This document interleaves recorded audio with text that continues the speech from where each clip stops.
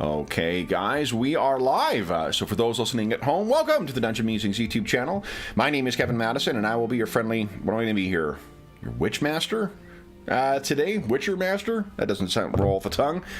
Game Master, until I figure out what the proper name will be here. For today, we are playing session 1 of our new ongoing campaign, playing our Talsorian's awesome The Witcher RPG.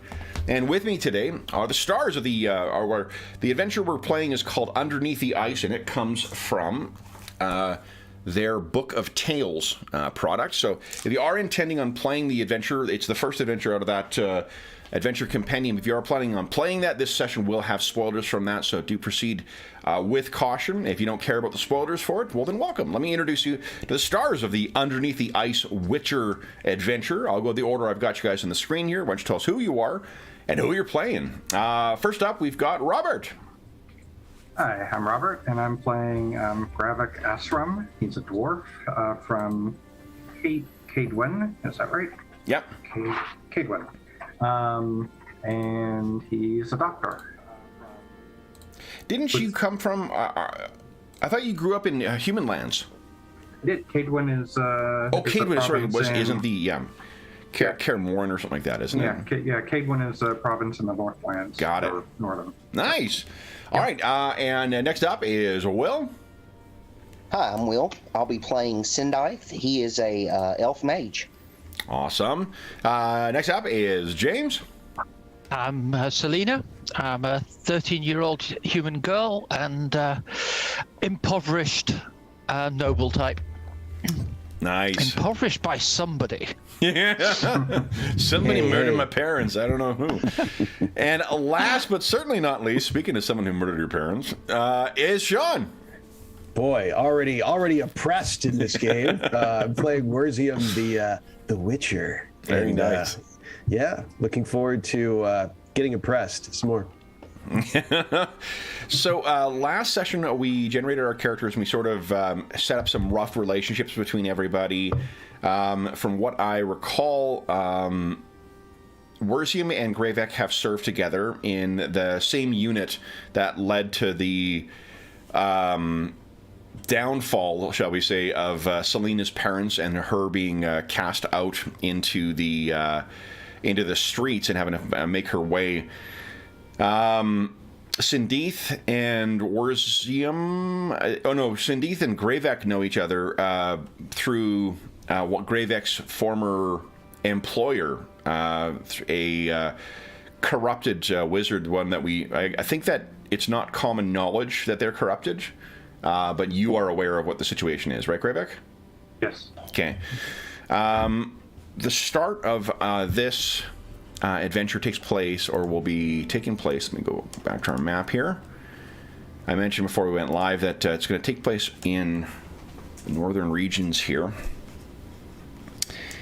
The mountains north of Kovir and Povis. And I think where I want to start with just a little bit of background about Povis and Kovir, and I'm just going from what's in the core rulebook. I'm on page 187 of the core rulebook. There are several small feuding principalities or duchies north of Redania. The two most powerful, Kovir and Povis, are joined under King Tancred at this time. They're not involved with the Nilfgaardian War other than to send significant monetary support to the north. Originally given to a cast-off member of Redanian royalty, the backwater of Kovir and Povis became very successful after finding large veins of rare minerals, including dimeritium, and 80% of the world's current gold deposits in their territory. King Tancred has also made a point of saving and employing sorceresses, cast off, and in some cases tortured or imprisoned by Redania. Redania is currently going through a bit of a religious revival that is seeing the persecution of non-humans and of wizards. There are some who say that the University of Lan Exeter in the Koviri capital has long surpassed Oxenfurt as a seat of knowledge, Exeter is a beautiful city, but Port Venice, the summer capital of the Gulf of Praxeda, has no equal for elegance. In August, many nobles leave their summer homes and throw extravagant parties on brightly decorated barges plying the Grand Canal.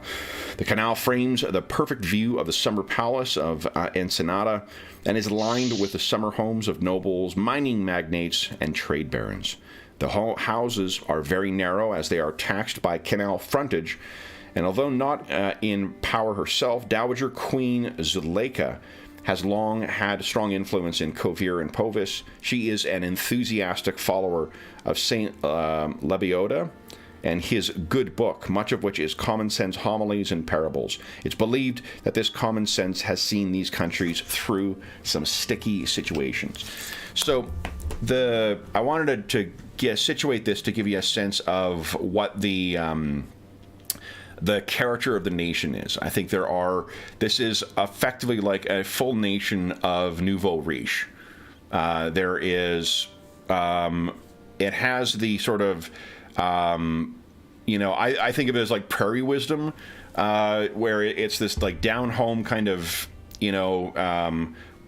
my hometown, one of the jokes that is made about it is that it's the only place where people don't brag about how much they spent on something, they brag about how much they saved. And I think that seems likely, until recently, very true of Povis and Kovir. But now there's just a phenomenal amount of wealth. 80% of the world's gold reserves and the magical metal that is used to control sorcerers. This place is just like full of incredible amounts of more mind-boggling wealth than what I think they their ancestors could ever have thought possible. And Cindy, one of the things I wanted to ask you, one of your signature items that you got in the course of your thing was a mask. Do you think you wear that mask fairly frequently? That's a good question. The reason I ask is because one of the things, seeing an elf, in robes, unless you saw them work magic, it would be difficult to tell, who that person is. If you are an elvish mage who's always wearing a mask, it's pretty easy to tell who you are, which means that, right. You're being, I think Sean and I were talking about it, and it's basically like you're being inconspicuous by being incredibly conspicuous. Yes. Right? Yeah. Yeah, I think, I don't think he regularly wears it. Okay.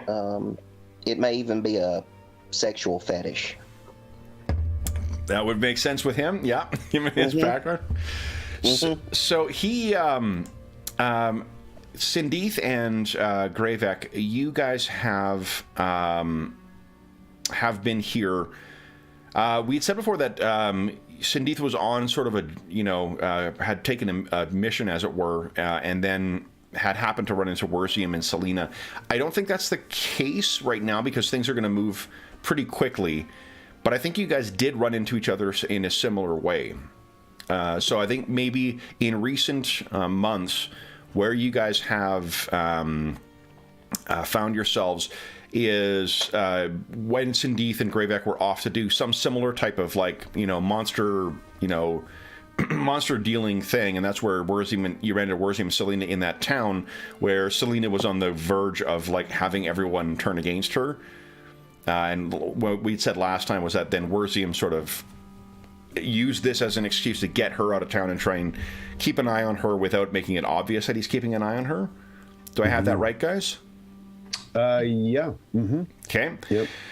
So I think where our scene will open is with you guys are in a not opulent but a fairly nice room. I said 187. I can't remember. I've already forgotten the name of the capital. I know. Lar Exeter, right? Yeah, Lan Exeter. Yes. All right, so you guys are up here. You have come here. This is not the one that has all the canals. That is Port Venice. And this is also getting closer to winter. Shocking in one of my campaigns, I know. Yeah, I know. But you guys are set up in a not a opulent place, but like it's a big enough rooming house to be able to accommodate all of you guys. And Gravek, Selena, and Werzium, you guys are all here doing whatever it is you're doing early in your morning. And the door sort of crashes open, and Sindeeth comes in with a bunch of books. Sindeeth, in being in the region, you are, and given your continued interest in trying to locate your lost love, you've got a bunch of books written by mages that happen to be stored at the college. So you come in with these scrolls and books and such. What as Sindeeth comes back early in the morning, what will we find as our introductions for Gravek, Selena, and Werzium? What do you think, guys? I have a feeling he's probably an early riser, and he's been so we've just sort of all kind of gotten here, and so he's probably just going through his things, making sure that he has everything where he wants them to be after his trip, so that he can get to them easily, because as you travel, things get moved around a bit. Yep. He wants to make sure he can get everything where he needs it. Okay. Maybe it's like like the Old West doctor's kit, the sort of like wooden box with the liners in it to keep everything in place. So you're sort of going through that stuff. What about Selena and Werzium?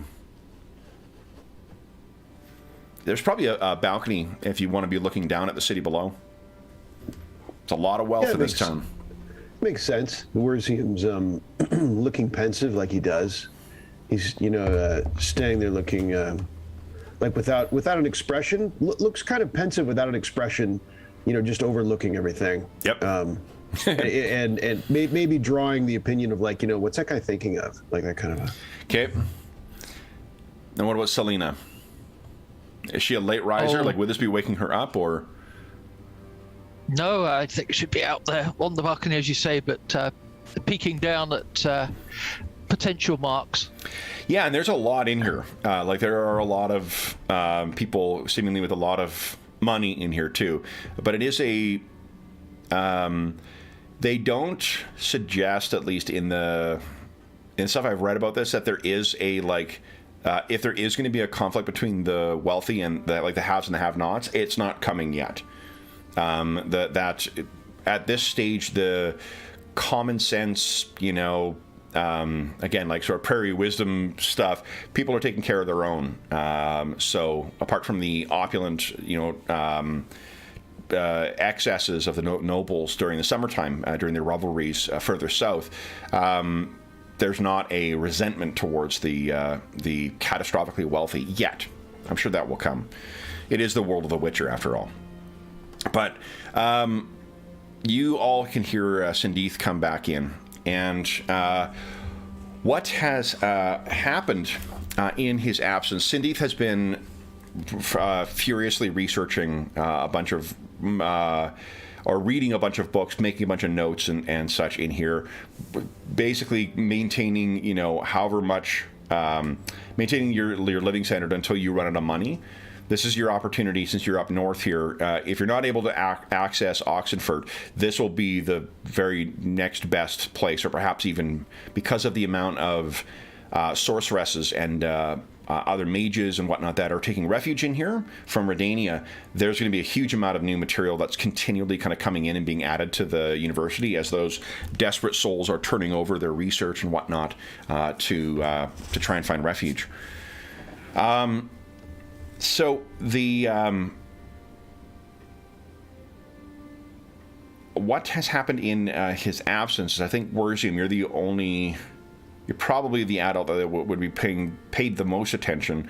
There's been a note that has been delivered for Sindeeth. By a messenger? So yeah, delivered at the inn and then delivered up to your room. Sindeeth was gone by that point. So Sindeeth, you come in, you could sprawl everything down on the table where you've been working and studying. Your notes are in there.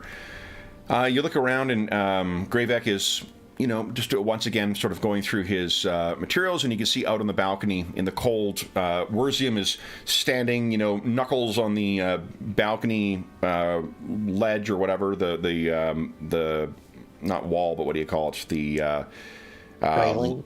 The which? The railing? Railing, thank you, yeah. And it's Saturday morning, so I've only got, X amount of words I can use. Words is hard. And it's sort of like, I picture it's Selena, legs through the railing, looking down, looking at everyone as they're going by. And I think Werzium's saying, restraint, Selena, restraint. There are a lot of easy pickings down there, Selena. The money also, unfortunately, that has come into this nation.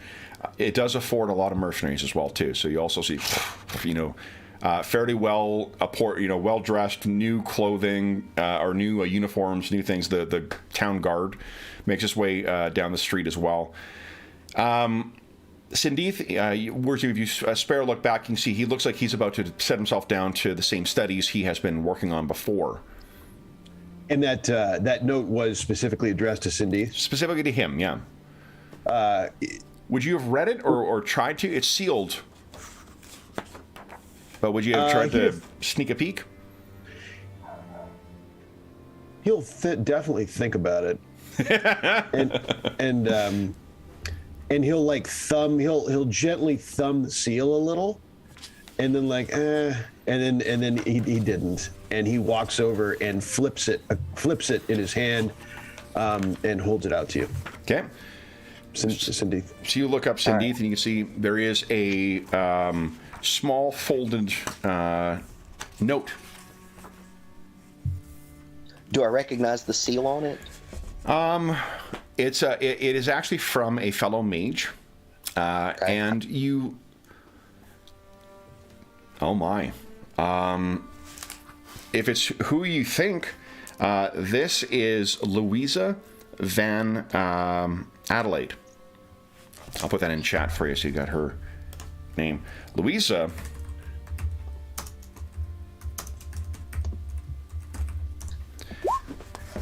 is a former associate of yours. Okay. There was never any relationship, I don't think, there, but this is someone who, with whom you have been intimate years ago. Okay. You recall her blonde, beautiful as all sorceresses are because of the magics they can use to alter their appearance. Strong-willed, and with many, she had a clear idea of what she wanted from her future. Wizards or mages, I should say, as a rule, are often quite willful and driven. You have to be in order to be able to master the mystic arts. She, even for that, seemed to have not only a clear view of what she wanted from her magical skills and magical proficiencies, but what she wanted out of the world as well. You haven't seen her for years, though. Okay. So yeah, I'm going to go ahead and open that and see what it is. Okay. So you open it up, and what you find, it appears that she has, in the time since your parting, she has actually founded a sorceress's lodge, a place called High Watch, not far from here. It's a little further to the north, and it is the High Watch is the home of and you see she refers to herself as the mistress of the High Mountain Society of Sorceresses. So it seems that she has reached her goal, or at least some of her ambitions. What the note refers to is that I guess someone in town, someone at the university recognized you in the course of your research. Word got to her that you were there, and there is a task that she feels that you are eminently suited to perform for her. Yeah. Not that kind of task. She also... watching the expression, nice. Sindeeth, as you're reading this, what's the expression that goes across Sindeeth's face? Mild surprise. Just kind of his kind of eyes widen up a little bit. And he just kind of makes that sound, and then he kind of looks up at his companions. Anything interesting? Well, it is a missive from a sorceress I knew many moons ago. She seems to have established some sort of sanctuary nearby and was asking me to come there to perhaps perform a task of some sort. There is reference to pay in it as well. Even better. She's willing to pay for my services. You mean our services? Well, I didn't want to presume. So I was looking up the list of skills. I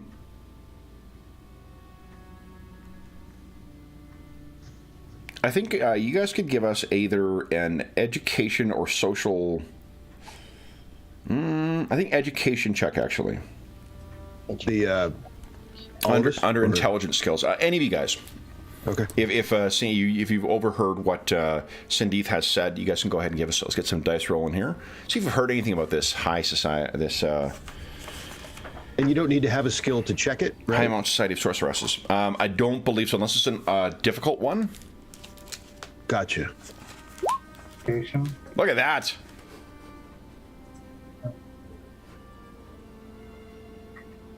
How do I roll a skill on this? Oh, you can click on the name if that's what you're the name. asking. Okay. Yeah. Okay. Skill. I'm used to seeing a little Okay. Yeah. Die or something. Yeah. So You want me to Selena. go ahead and roll it too? Yeah, go ahead. Yeah, everyone can. Okay. Okay. Selena's the one who, by a country mile here. Selena, what you have, I think, overheard people talking, and I don't know why this would have been of interest to you, but there's apparently coming up within the next week, there is some kind of big social occasion. There's, people have been talking about traveling up to High Watch to go and attend a party up there. And the way they're talking about it is like, this is a, it's not Aretusa. It's not the home of the human mages in the north, but it is seen as it seems as if the way people are talking about it, that it is soon to be a very influential lodge of mages. This is a very uncertain time for the region, especially with so many sorceresses moving up. And if this place proves to be a good home, like, it could become a real focus of power in the north. And being one of the most influential lodges of mages in a region as rich as this, that just seems to be, mages don't need to have the power. They just need to whisper in the ears of those with the power.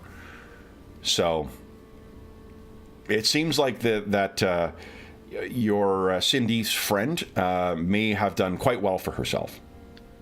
Now, you know all of this stuff, having overheard it, Selena, so I'll leave it to you as to whether you share that. No, I'll pass that on. It sounds like there's potential here, given this town. This is this could be a lucrative job. About how Sounds far interesting. away is it, Kevin? It will take you about 2 days to get up there. Okay. And what time of year? What's the weather right now? It's winter. Yeah. So of course it is. Traveling in the you're not quite in the was it Dragon Mountains yet? Yeah, Dragon Mountains. So it's not like it's impassable. It's just unpleasant.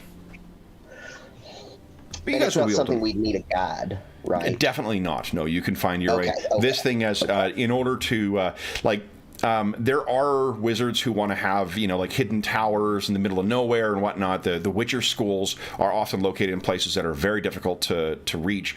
A place where you want to have influence over the mundane world, as it were, you need to have that place findable. Otherwise, difficult if you can't find your advisors, difficult to rely on them. So it should be no difficulty getting there. I can't remember. Do you guys have any horses, or are you guys traveling on foot? Brzim has no horse. Yeah, I'm on foot guy. Okay, so it'll be. I could barely afford my winter weather clothing with a horse.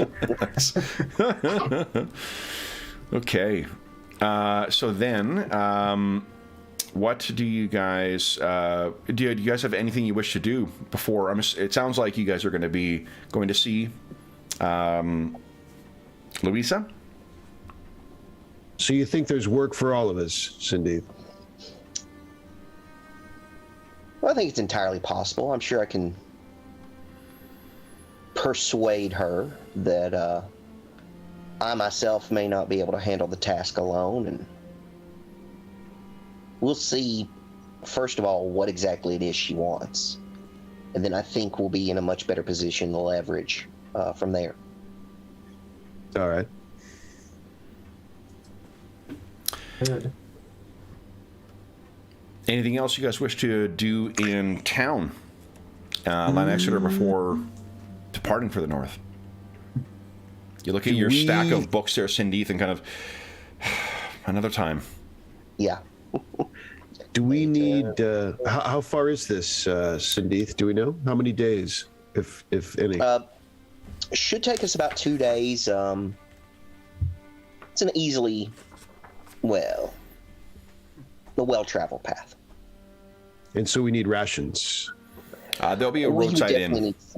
Okay. Yeah, this is close enough to the capital that you'll have one day's travel. You'll be able to find a roadside inn or a road tavern to stay in, or if not a town. And then the second day's travel should take it out to what they're calling is High Watch. Cool. All right. Brzim grabs a bag and heads out the door. He's pretty light traveled. Yeah. Nice. All right. Gravik finishes putting all his stuff together, and just to be absolutely sure, the name Louisa is not the is not their mutual friend, Gravik's and. It is. She is not. No, definitely, Okay. most definitely not. No. Okay. Far too young. Not as powerful. Yes. Okay. Yeah. Got No, it. don't worry. Your nemesis is much more powerful. No, I know. All I got was the name, so. I mean, she may be an agent, an unknown wizard. I think, Yes. Gravik could be angrily Yes. stroking his, or not angrily, but anxiously stroking his beard. So how do you know this wizard again? Yeah. And of course, Syndieth is like, the way I always know these sorceresses. Yeah. All right. So, guys, let's get a sense of where you're heading. So, it is the 2 days of travel are uneventful, and you find yourself late in the afternoon arriving at High Watch. Yeah, it's the problem when I'm running pre-made adventures, and it's not something I come up with myself, is that the names, it's like writing it on an Etch-a-Sketch with a trembling hand, It's up there, it's gone. It's up there, it's gone. I have to say, if this was Ash, we would have taken 10 sessions to get there. Don't worry, there are some pretty good travel rules in The Witcher as well too. Nice. I was mercifully sparing you guys them. I'm like, wait, we're there? What? This doesn't happen in a cam game. Yeah. All right. So, and guys, I have to follow the instructions here. This game book was published in 2020. No, that's not true. This just came out last year, 2021, I believe. And baby, we got some block text. Oh God. Way up north in the mountains of Kovir and Povis, the wind whips whirls of powdered white as it blows across the snowdrifts that bank your neat, magically cleared path. Perched on a ridge above you is an imposing stone structure gleaming in the afternoon sun, which you know to be High Watch, home apparent to the High Mountain Society of Sorceresses. You know this because you've been summoned to solve a nebulous urgent matter by one of the sorceresses by the name of Louisa Van Adelaide. Judging by her note, she seemed rather upset, so tread lightly. If we didn't do an intro scene, that's how you get into the adventure. Yeah. So then, you guys have been traveling for the day. I mean, as long as you guys have cold weather clothing, you guys are fine. You know, it won't have been a trying journey. Is anyone missing cold weather clothing? I don't think I bought any. Yeah, I don't think I bought any either. So. Have you enough money to afford cold weather clothing? That's a good question too. Probably not. 595? What? No. That was that much fun. Is that how much you have? Oh, is that how much you have? Cold weather clothing costs 45. Yeah. Oh yeah. It I'm weighs cashed out. 3. Yeah. Weighs 3. Okay, 4. Witcher does not have the money appropriately enough. I thought Gravik was the one with the debt. Yeah, but there's a lot of stuff I couldn't get. He's got no armor. Oh, jeez. Great. He's got no hit points and no armor. Yeah. I hope your luck is a 10. Physician, heal thyself. Yeah. Well, for some reason I went with a crossbow instead of armor. That probably wasn't a good idea, but and crossbow, I should say. Werzium's relying on his Gambison to keep himself warm. Yeah, that's me. I'm relying on my double woven stuff to keep me warm. All right, so basically, unless Selena felt generous. Right? I mean, I thought this was going to be a standard camp thing where we were going to be camping out. I got a tent. I got a... It's Why do not I a feel bad... like this is Alice in Wonderland. I will tell you this, jokes aside, this is another one of those adventures where, it hits so many of the things that I tend to include in my own stuff, so it's not a bad strategy, Robert. Yeah. So what will happen, guys, is it looks like... what are your stun ratings? I have a 9. Okay, so what that means is you can travel for 9 hours without appropriate clothing before you lapse into a death state. Well, let's just, do not pass go. Yeah. So it's 40. Do you have 45 crowns left over? No, I do not. I have nothing. Okay. So, Selena, are you willing to finance the traveling gear for your companions? This doesn't seem to come naturally to Selena. I think you will be in my debt heavily. I think I'll let the next watchman have you. if he can catch me. I can finance it, but it'll only cost you 65 each later. Nice. So, we see our heroes arriving at High Watch with their newfound gear on. Selena counting the profits she will be making once they get paid from this gig. What do you guys do next? How do you approach this place? You cannot see it here, but around back there is a stable where you can leave. Oh, you don't have any horses, do you? You're on foot. Yeah. Maybe a quick trip to the stable then, eh? Yeah, So what do you guys wish to do now? I reckon we ought to go in. Yeah, Okay. Werzium looks to Sindaith to lead the parade into this Your society. Werzium, even when you as soon as you step foot on that path there, your little medallion begins humming. Your Witcher's medallion. This place is going to be just loaded with enchantments, of various kinds. The path that's cleared there, again, it's an enchantment that keeps it completely ice and whatnot free. One of the ways that mages in the continent or the northern reaches love showing off is these little conveniences, ways of enchanting places. Cindy, that you probably notice one or two other, types of similar enchantments as you make your way up. When you get into the foyer there, or the not foyer, but the entrance into the or the whatever it is. I'm struggling with words today. My goodness. The little ledge outside of the entrance there, the patio. The wind seems to not pierce past the pillars that are there. The entrance to High Watch is carved with flowing lines broken by the occasional triangular symbol, a symbol which anyone with a shred of magical aptitude would recognize as the sign of art. This pattern of lines is cast down into the door from the balcony above and continues onto the steps on which you walk. As you guys approach, the double doors open to reveal Louisa Van Adelaide, a blonde sorceress, and behind her stretches a ballroom large enough to entertain 30 or more, at the back of which rises an impressive grand staircase. And let me show you guys. She is flanked as well by two fellow sorceresses.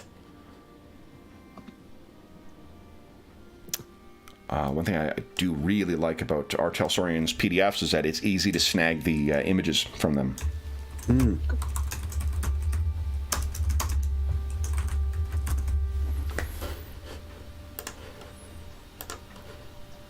Here we are, guys. This is Louisa in the middle, and two other women on either side.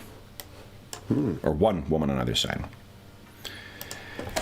She has locks your eyes, Sindeeth. She has, in the years since you last saw her, she has not aged at all, and you're certain that is due to magic. Mm-hmm. You're on time, but only barely. Come in and warm yourself. We'll discuss the matter at hand when you have had an hour to shake off your travels. You will be on your way again shortly, so it's unnecessary for you to unpack. Please also avail yourself of the washroom. Your boots, and she gestures to the right, go to my right. If you have neglected to pack slippers, you will find some for borrowing in the basket beneath the coat rack to my left, and she gestures over there. You can tell this is a routine she has gone through, but the way she's rushing through it, you get the sense that you're not getting the full manners that she would be if you were, say, a person of station. She's also looking quite... she's looking quite keenly at each of you two, kind of taking in the measure of who you've brought with you. Her eyes sort of linger on Werzium. Werzium, where is your Witcher symbol? Your medallion, you mean, right? Yeah. That's a good question. I think he'd probably have it. I think he'd wear it outside. I mean, he's used to, part of his. He's used to having to be aware of his surroundings because the Witchers, I guess, have so much. There's so much feelings about them that he knows. Some. I mean, not that he's going to be easy to hide anywhere, but he might tuck it away if it. But in this case, with it just buzzing all the time, I think he probably has it out. Okay. I think he has it. So her eyes lock, onto you're of the Manticore school, right? No, you're Viper school, right? So her eyes sort of linger on the Viper symbol. There's swords everywhere, by the way. Yeah, exactly. Two fangs. Yeah. And then she says, He meets her gaze In the without meantime, expression. I have other things to attend to. I will return once you have warmed. And turns and kind of goes off, leaving you with the other two women. She's as much of a force of nature as what you remember, Sindeeth. Oh, that's her. Yeah. What do you guys? The other two women are standing, and you're not sure if they're supposed to be watching you, or if they are supposed to be guests. You get a sense of perhaps it's a little bit of both, or are supposed to be watching the guests, I should say. What do you guys do? Sindeeth is definitely going to take a bath. Okay. I mean, he's not like monk or anything. So but if you ask about that, the two women sort of look at each other and they say, "I don't think you have time for that, sir. Louisa is intending that you will be gone." Why did she bring it up? So who are you two? Forgive me.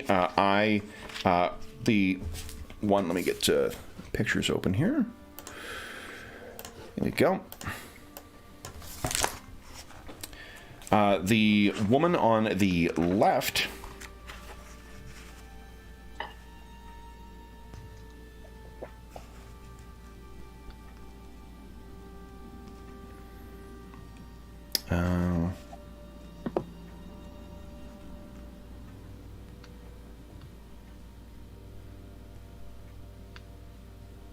Yeah, sorry.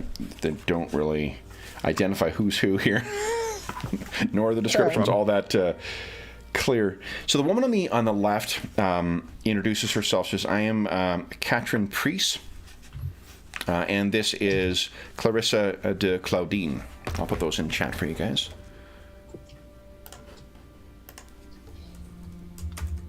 Catherine Priest and Clarissa de Claudine.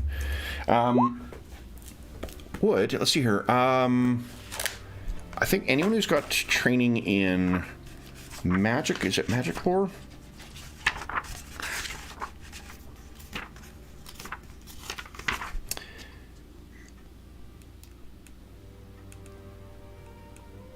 Where is it? So, the Witcher training, your Witcher training, you can give us a check from that. And I think spellcasting, Sindeeth, you could give us a check on that as well. Yeah. Oh no! Nice. Get it started. Getting our first example of a fumble. Thank you very much, Werzium. Hey, anything I can do. Yeah. You know what? On this note, I was going to ask you. So I guess as part of the advancement, it seemed to be that you needed to have used it says used a skill during the adventure. So I was going to ask you, do you have to? It doesn't say successfully. So I was just going to. Is it as long as you use it? No, that's fine. You don't need to successfully. Okay. Even if you fumble it, huh?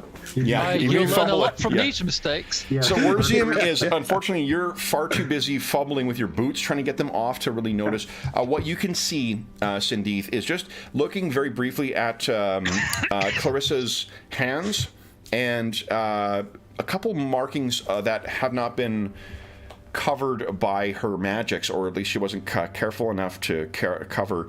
There are the telltale kind of like burns and markings of an alchemist. So she must be a gifted alchemist of some kind. Okay.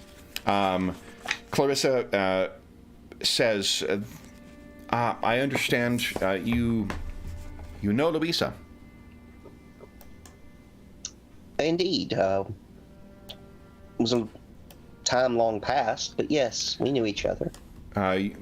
You're a mage as well, sir? Indeed. Kind of nods. They're straining to make conversation with you. Looks over at Werzium, who's cursing his boots. turns to you, Cindy. Is your companion a witcher?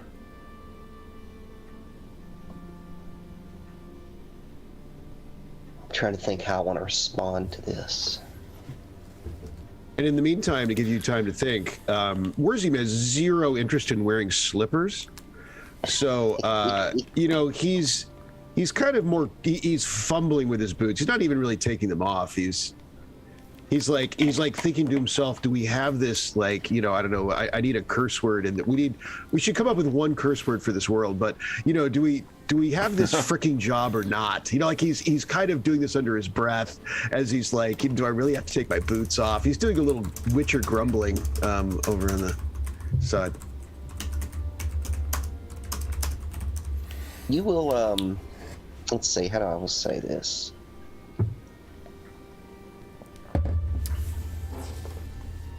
He is what he presents himself to be. God, that boots. Yeah, I'm not. Yeah, exactly. I see. Yeah. Clarissa does not seem, or Katrine does not seem to be particularly, interested in chatting with you. If Wurzim, if you do try to leave here without taking the boots off, she does. Katrine does sort of step in the way and say, Madam Louise's rules for the house are for everyone, sir. Yeah, Witcher just glares at her and takes them off. Okay. Kick him off. He might think to himself too. I'm still trying to, I'm not quite sure how he reacts to these things yet, but he might think, I think I'm probably going to bed you at some point, and then finally gets his boots off. So kicks his boots off, gives her a little wink. Right. Yeah. Okay. What about Selena and Greyback? Do you guys comply with Louise's work? Yeah. Greyback does his best to. Even though he's grown up in this area, it feels a little more comfortable than some folks. He tends to listen when humans tell him to do something. Yeah, fair enough. Unless there's a reason not to. Well, and with mages as well too, given his history. And he might have noticed too that she was an alchemist. He actually does have some alchemy skills. Oh, it's more of the. Okay. Yeah, I mean, why don't you give us a alchemy check? I mean, if it's not important for the story. No, it's not. It's something you could make small talk with. Okay. Yeah. With her if you chose to. Yeah. And plus, it means you're actually using your skill then. Yep. Look at that. Nice. Yeah. So for sure, I think as you're getting yourself, given your vantage, Greyback, I think you can easily see her hands. He asks her based on that. He says he takes a guess as to the thing she did last in alchemy based on what was on her hands, and said, "Oh, you made I don't know, let's find that. What kind of thing would she use?" Anyway, he basically maybe guesses right what the last thing that she did. Yeah. Using her. Sure. Yeah. Skill. Maybe there's a slight odor that you can pick up as well too.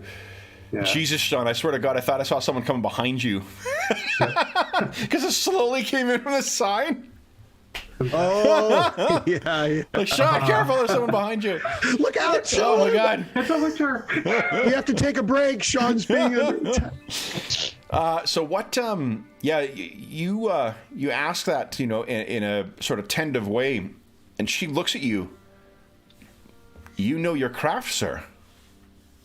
I dabble. I'm a doctor, but I'm attempting to learn enough alchemy to be useful to my companions on the road, particularly when I get enough money to buy some of the things that I need. Of interest. Well, perhaps if we and you can see like she's going to try and make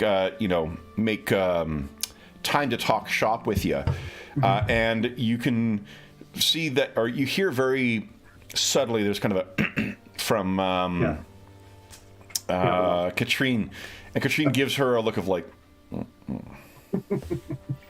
she said, "The fire is quite warm over here. Please come and warm yourselves." Selena, do you have slippers on as well? Oh yeah, I'm playing good little girl at the moment. Okay. So, if you choose, I think Clarice, having been chastised, will if you bring it up, Gravek will talk a little bit of alchemy with you. But otherwise, you guys are just kind of left to warm yourselves. Do you have anything that you guys want to try and direct the conversation to with these two?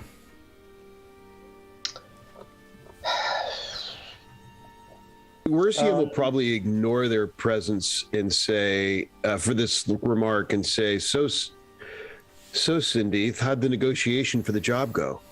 Like, kind of sardonically, since it didn't seem to happen. We haven't gotten to that part yet. Patience.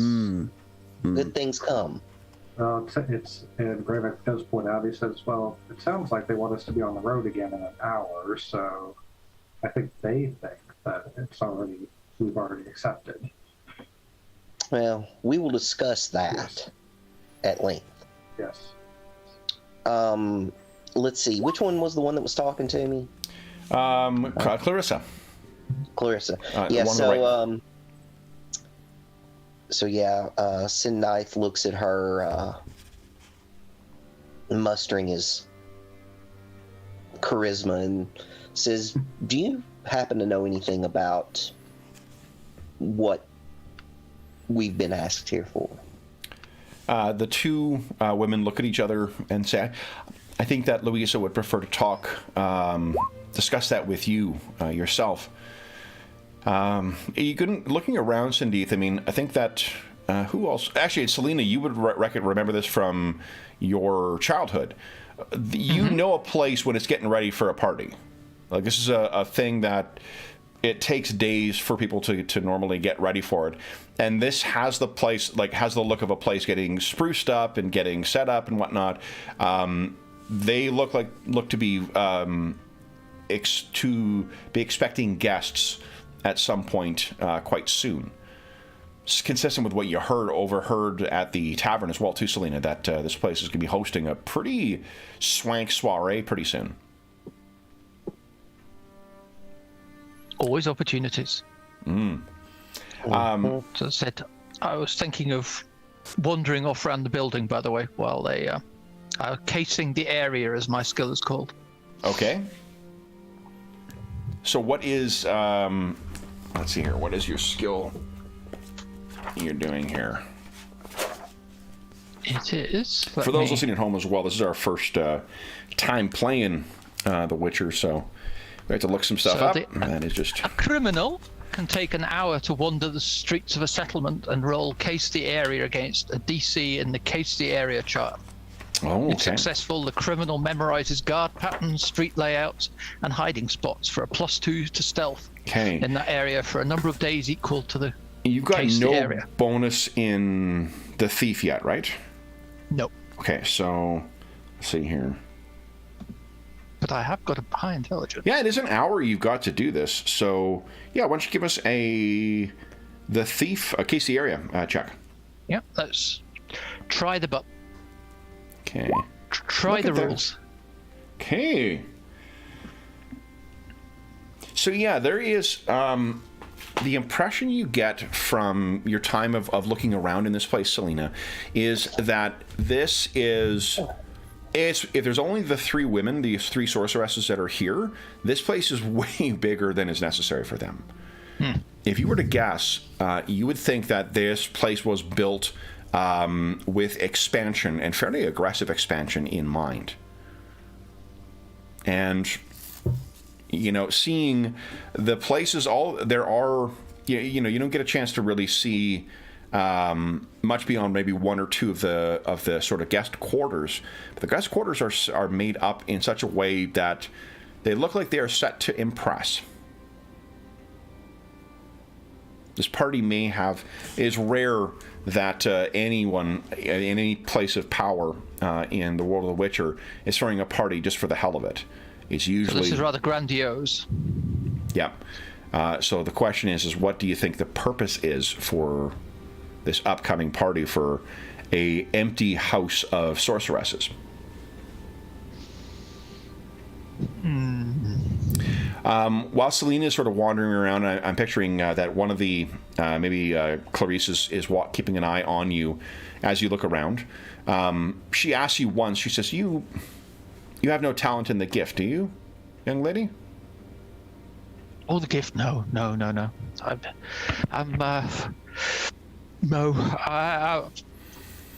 just, had to get by on the streets and as I can, and no, nothing special about me, my lady. She nods in agreement as if like, okay, yeah. Werzium, Sindeeth, and Gravek. Clarissa, if you do intend on talking more alchemy with her, once Clarice is taken away by Selena, she's happy to just completely dive into it with you. Sure. Yeah, he did. What's your bonus with alchemy? 5. So she's got a +9, good. so like she knows a shit ton about this. You're just like, whoa, wait, let me write that down. Yeah.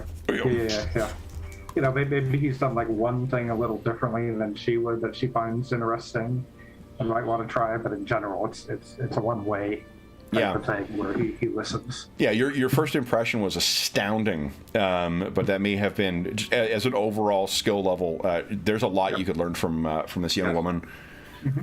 And she's a mage, so like really, it's difficult to judge how old she is. Sindeeth and Werzium, as you're sitting around in this grand room while you watch your dwarf companion chat about unguents and concoctions and decoctions.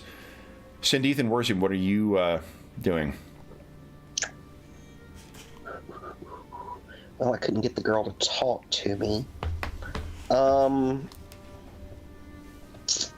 So you said there were enchantments. Yep. Like in the building itself? Yeah. It's a way of showing off to there's the torches that are burning in here, they're not natural.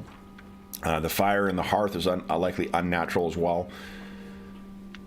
Okay. What they like showing off is magic of convenience. It's the arcane equivalent of showing off excessive wealth. Yeah. I think Werzium still going with the big fumble he had. He's kind of simmering a little more than usual. Like he doesn't parties, no people don't like witchers. Parties aren't his, they're not his thing. He doesn't really belong here. I mean, he's not sure if he has the job yet. He's just like, he's eyeballing these slippers. It's like, what am I doing here? Like, this is just, this is, if I could, I feels like going out and killing something that would brighten his day. It's just. I'm picturing that Sindeeth, you've been shut down. You're sitting down in kind of a high, high back chair, a little, what do you call it? Not an ottoman, but like a footstool near where the hearth is burning. Werzium is there as well too. Werzium has a lovely pair of embroidered slippers on, and he keeps sort of shifting because they're either a little bit too small or a little bit too large. You get the sense that Werzium is eager to get on elsewhere. As around then is when you hear Selena, be brought back by Citrine. And then you hear the clack, clack, clack, the sort of hurried or urgent footsteps of Louisa as she comes to rejoin you guys. Louisa sweeps in, and she's coming from down the stairs as well, and then gestures to Citrine and Clarissa to go on. And Clarissa turns to you, Gravek, and says, "It was lovely to discuss this with you. Thank you." Very welcome. I learned more than I expected coming to this place. You struck me as really stupid, young lady, and I was quite surprised by. That's not really bad. Yeah, I know. Yeah. Okay, so I think the like fumbling with the right way of presenting it is consistent with Gravek's dealings with mages in the past, right? So yes. Yeah, so she sort of grins at you. You've clearly made her day. She then. Her face gets more serious, and as she meets Louisa's, she and Clarissa Citrine depart, and Louisa rejoins you guys, bringing with her block text. Let us get to the matter at hand. Our society is hosting a party for the most distinguished sorceresses in only 7 days. Everything must be perfect. So my fellow members have trusted me to plan it so. You, and she gestures at Sindeeth, you are here to solve the one problem I have no desire to solve myself. To the north, there is an ice-cutting village on the shores of Lake Tancred, which I had paid to deliver a block of natural ice from its waters. Last night, now you would know, Sindeeth, that's not a surprise. You can conjure magical ice, but it tastes so fucking funny. So to you know, if you want to be able to have proper ice, like you need to bring proper ice. Last night, a boy, Olgar, from the village arrived at High Watch, empty-handed, claiming that a four-legged monster had scared off the temporary workforce and made ice cutting impossible. We've boarded him in the basement, guaranteeing his father will make good on the contract and prove no impediment to you. For this, you will be paid 50 Bizant, and each Bizant is equal to 4 Redanian crowns. So effectively, that is 200 crowns. A fair sum to kill a simple warg and return with a block of ice. Within 7 days. Arriving late, and there is no pay for you.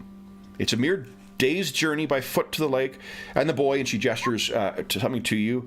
The boy was carrying a map, although it is a tad smudged in the middle. Perhaps it will help. Here. And she hands you a map, and it looks to be a map, an overland map, and it is, as she said, a little smudged in the middle. Werzium, with a mention of a warg, your ears perk up. Does anyone have training in monster lore? Yeah, I believe I do. So both, anyone who has training in monster lore and Werzium with your Witcher training, you can go ahead and give us a roll here.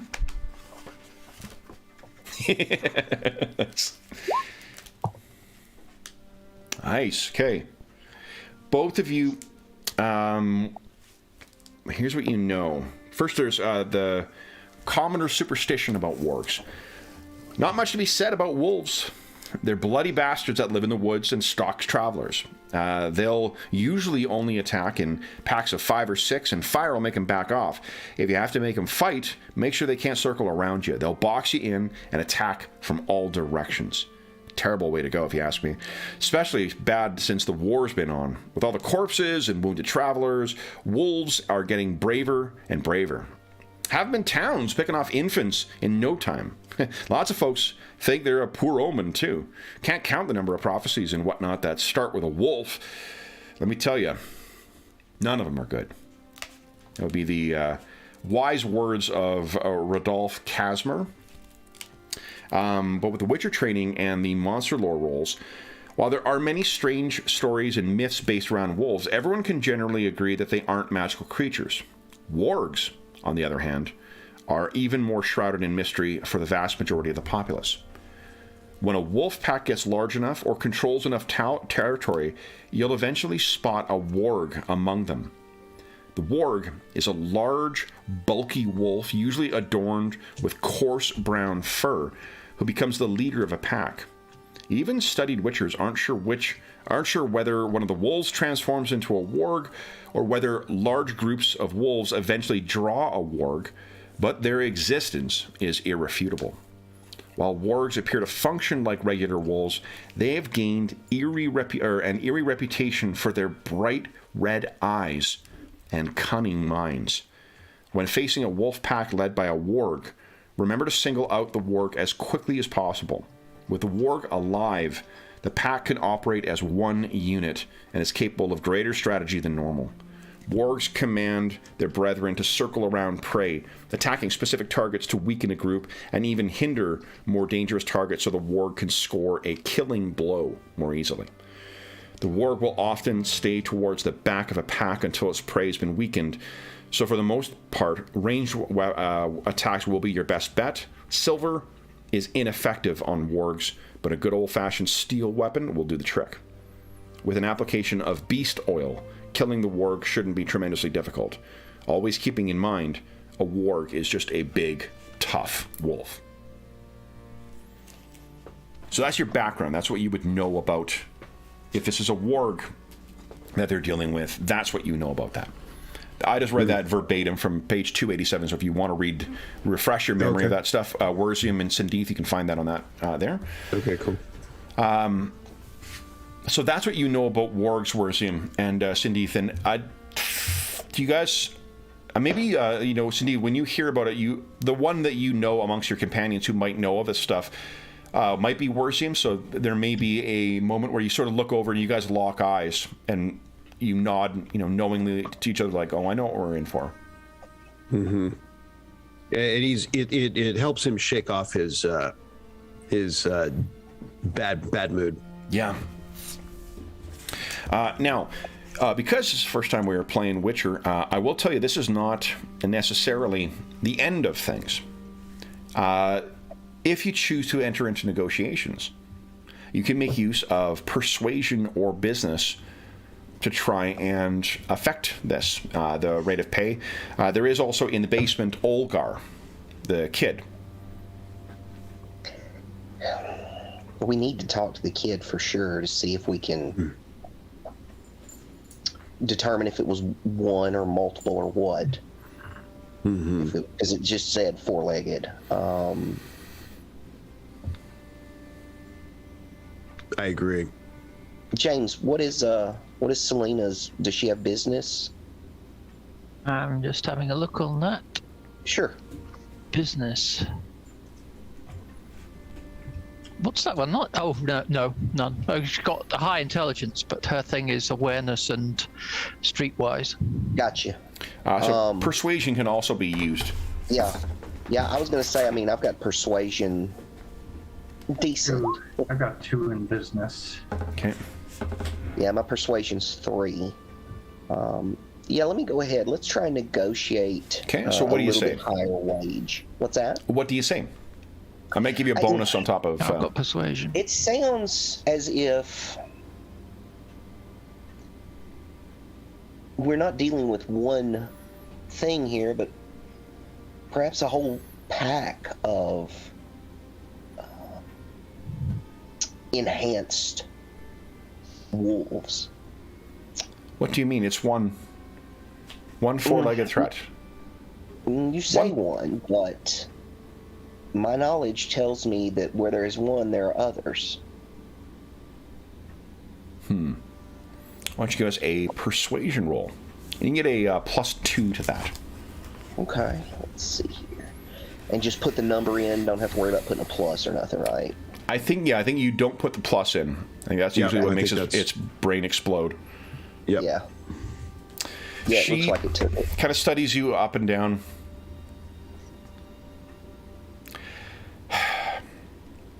$75 Bizant. My final offer. So 75 times 4, 150 is 300. I think that's doable. What do you think, Sean? It's adequate. It's adequate. Okay. And he starts taking off the slippers. Can I When the Witcher takes off his slippers, it's time for killing. can I ask a quick question? Of course. Will and Sean, did you share the information regarding how to deal with wargs, specifically the beast oil, just because Gryvac might have mentioned that they might have some available in this site, given that they have an alchemist? That's a good point. I mean, probably the Witcher, while Sean would not think of that, the Witcher might, that he might say, if you have any, in fact, maybe, Gravik maybe triggers that, looks at, the Witcher beast oil, and, the Witcher says, indeed, Gravik. And given that Gravik has a business, maybe he can, business skill, maybe he can talk to them quickly. It says, so he kind of breaks in there and says, we might be able to use a bit of beast oil if this is indeed a warg. So beast oil is actually a blade formula that is known to Witchers alone. Witchers alone, okay. But I'm looking at page 250. What's listed there is the components that you need to make that. While you may not have beast oil, they may very well have the components that are necessary to craft it. Yes. So let's take a look here. And I think, do Witchers use Witcher training to craft their oils and whatnot? Let me see here. Because I know it doubles up for a couple of things. So then Bravik actually would have known about that specifically. Yeah, you need to know the formulae Yep. for the... And I will say that I start with a couple of oils, but I chose them and I chose poorly. Let's hear it. Let's just quickly check. I mean, of course, my choices were random, but I didn't know I was. But you know, that's appropriate. Here we go. All right, so the Witcher. Let's see here. Witcher's training can be used in any situation where you normally use monster lore. I don't think so, huh? Yeah, so I don't think you can. Because alchemy actually is one of my core skills. Too. Yeah, so you must have to use alchemy to craft it. So I mean, I have alchemy 3. If you have access to the components, it'll only take you 15 minutes to craft and it's a DC 14 to craft beast oil. Yeah, I wouldn't hesitate to ask for those. I mean, that's not a... Sure, so let's see what the... Because I think the crafting mechanics in the game are pretty fucking cool. I may ask poorly, but I'll definitely So you ask. need one of vitriol and one of aether. And Bourbacane fruit can be found in mountains, which is fairly common and fairly cheap. And calcium ecum is a source of vitriol. And so why don't you do this here? Let's just see what we have on hand. Sean, would you give us a 1d10 and then a 1d10 roll, please? Okay.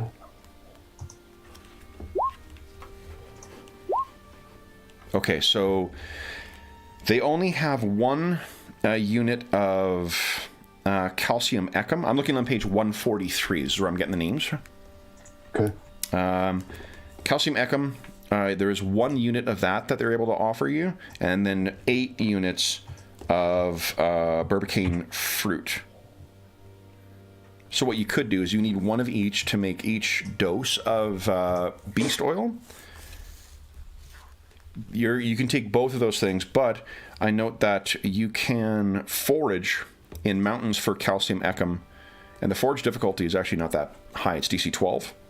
So you may, if you spend some time either before you go or on your travels or whatnot, you may be able to find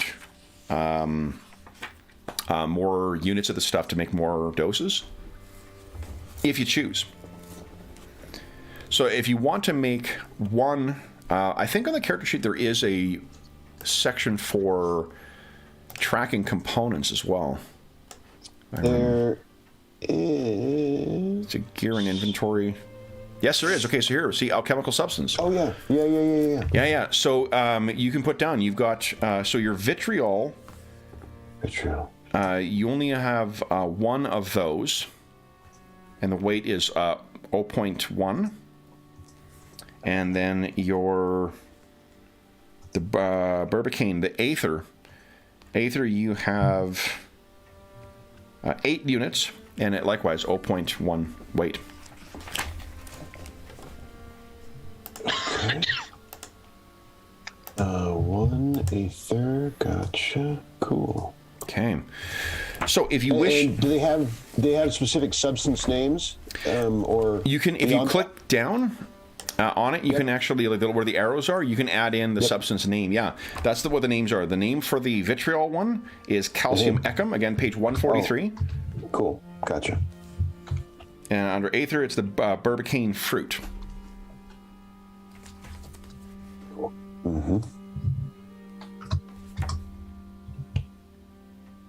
All right. It's actually ecum, E-Q-U-U-M. Okay. You'll be tested on this later. That's part of the game. Yeah. Right. XP relies on it. Yeah. Now, do you wish to spend your time crafting this thing? And Gravik, yes. is there anything, since you've made a good impression on her too, is there any alchemical substance that you want to try and gain access to craft before you guys set out?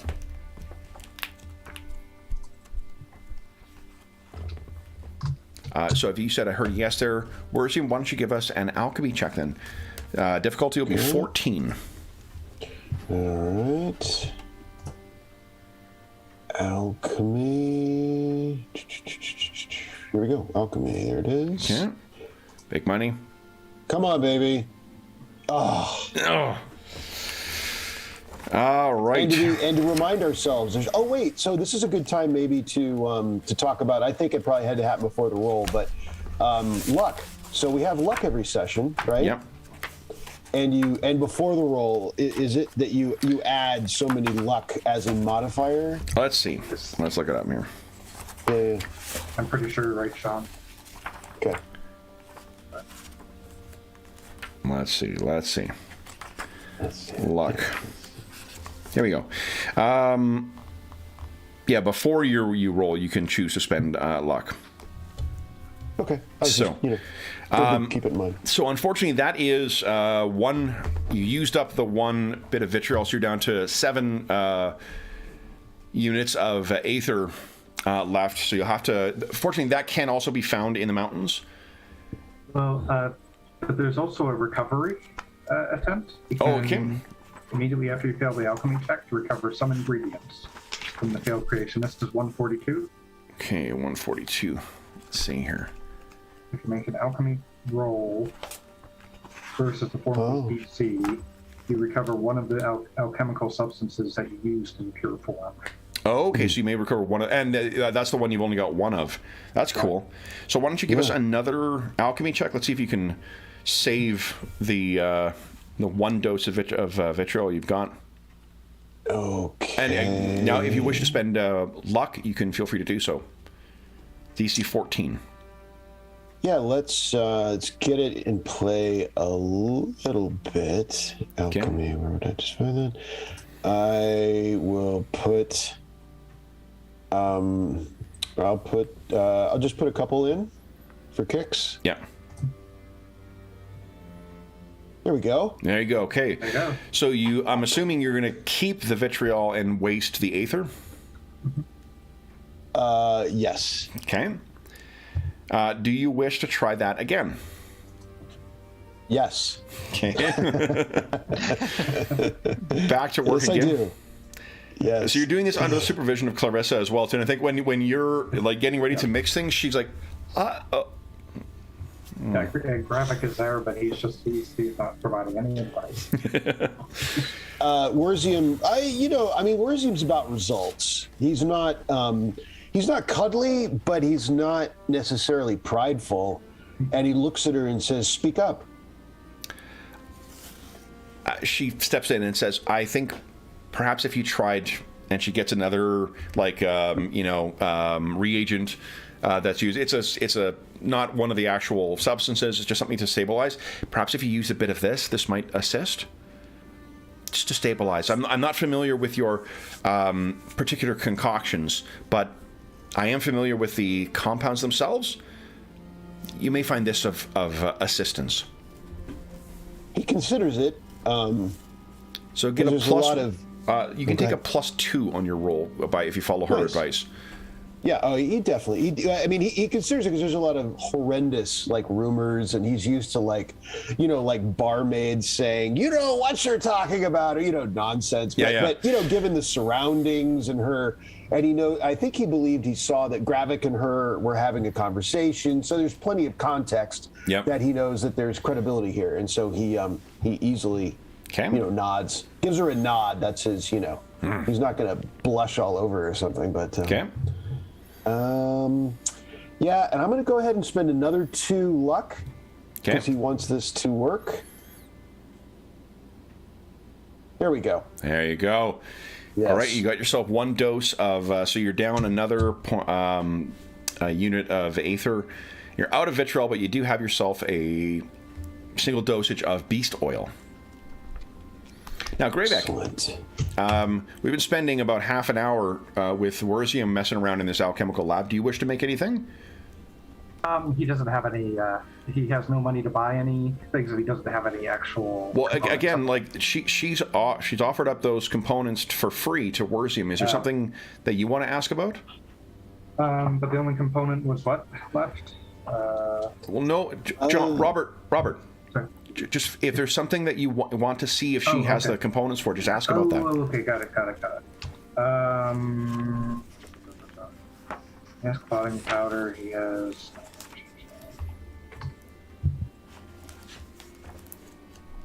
I haven't looked at this enough. Whoops, I have this. That's okay. You know what? You don't need to just. If you don't have something in mind that you want to try and create, that's fine. Okay. Okay, so you, and I mean that also, like in fiction, it may make sense for Gravek to not want to be asking too much. Wizards can at times ask a lot of their, you know. No, but he's just happy that they have something to help out against whatever they might be facing. So, I think you're a little jealous of the laboratory that she has set up in here as well. I'm sure. It's just it's amazing. Yep. So if with that prepared, I think that Louisa's patience with you. Oh no, you have to speak to the kid if you'd like to as well. So while Werzium is doing that, do you guys wish to have a word with this young lad, Olgar? Yeah, I definitely want to talk to him. Okay. So let me get a handout here. And actually, no, guys, why don't I'll get the handout together, and then why don't we take our mid-session break? Because we're already time. She is a flying. I'll get this set up here. Okay, so and then we'll introduce you to Olgar maybe when we get back. So let's take 5 minutes, folks, and we'll be back momentarily.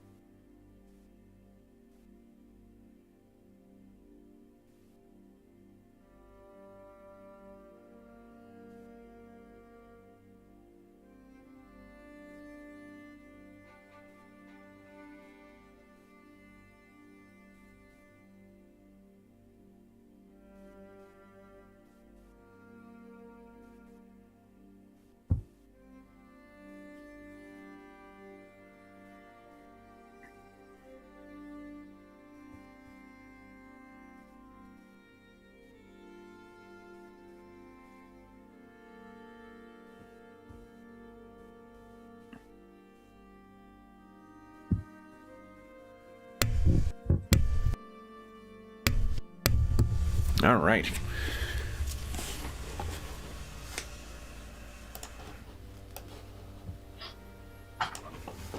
So we've waited. Oh, just waiting on Will. Okay.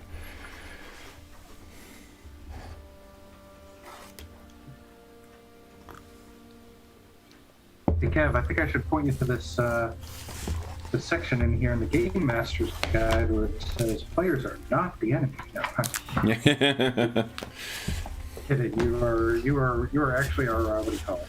You're on our side. Agreed. If we do stupid stuff like attack a giant toad god, then we deserve what we get.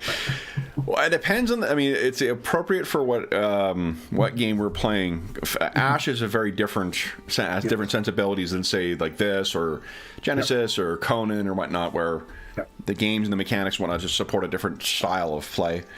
Yep.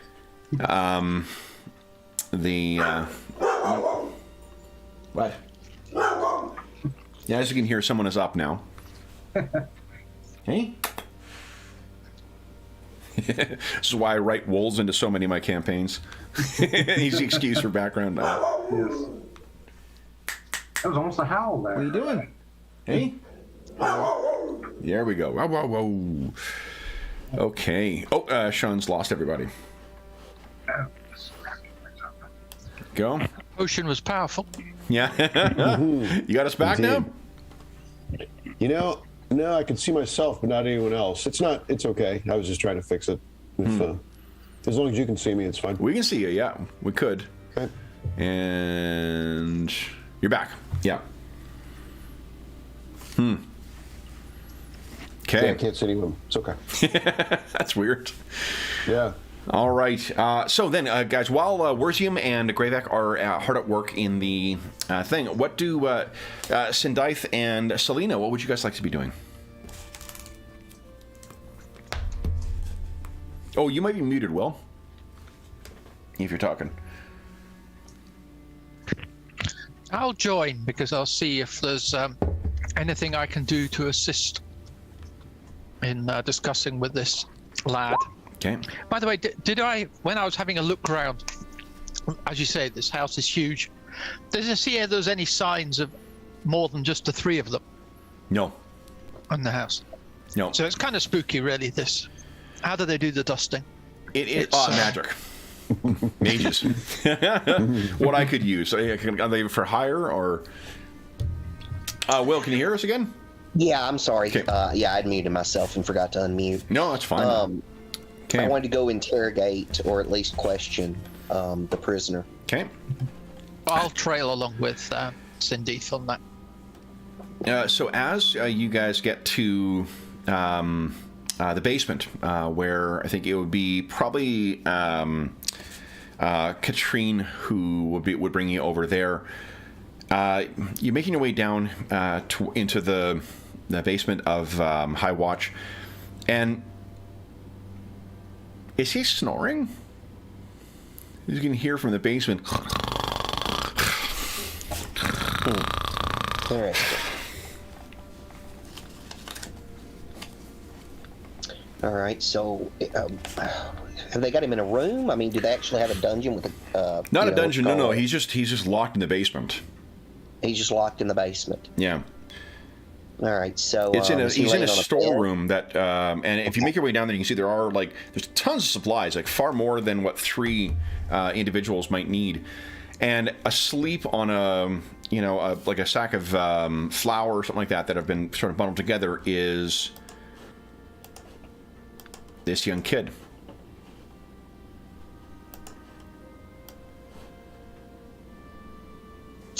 Let's see. I think Sindaith will walk over there and he'll take his staff and he'll poke him in the side.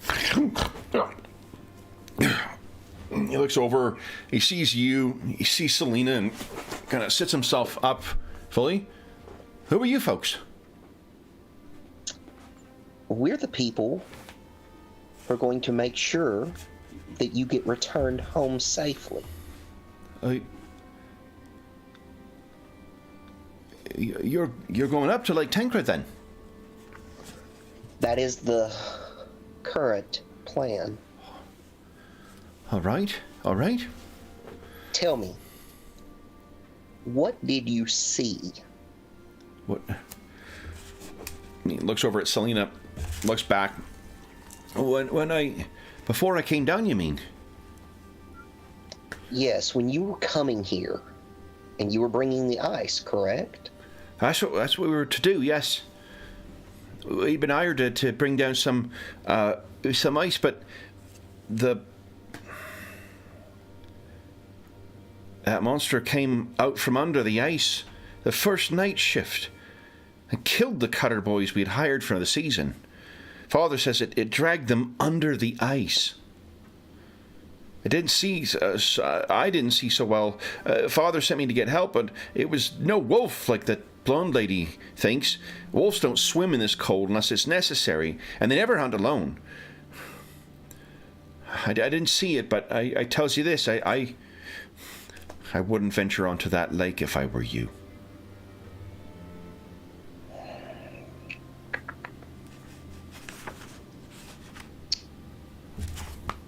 So you left and didn't go back? Well, I was sent. My father, Yongar, he set me down, try and get help from these wizards, and next things I know, and kind of gestures around. We ain't equipped to deal with something like that. A creature? Did you... When the ice broke, did you hear or smell anything odd?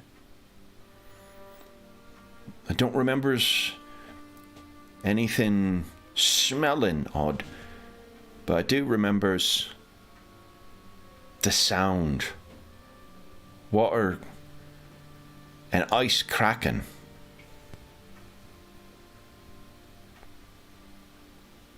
But the creature made no sound that you could...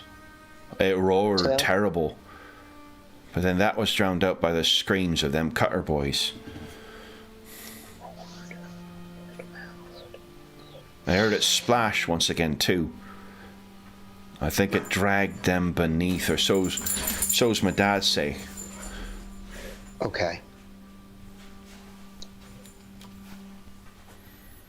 And was your father there with you at the time? Aye. My dad's one of the leaders of that of our community. So you and he survived? Oh, aye. It was a seasonal help, you see. There's the ones who... Well, after the fire last year, too, there's only the two families that are permanent up there now. Me dad, myself, and then there's Henrik and his daughter.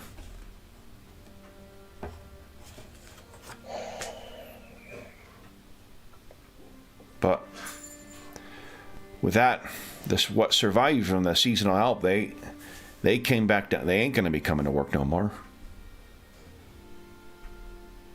I told the lady that. I told her it's no warg or wolf. It's something. It's something evil. And nothing like this has happened before, correct? No.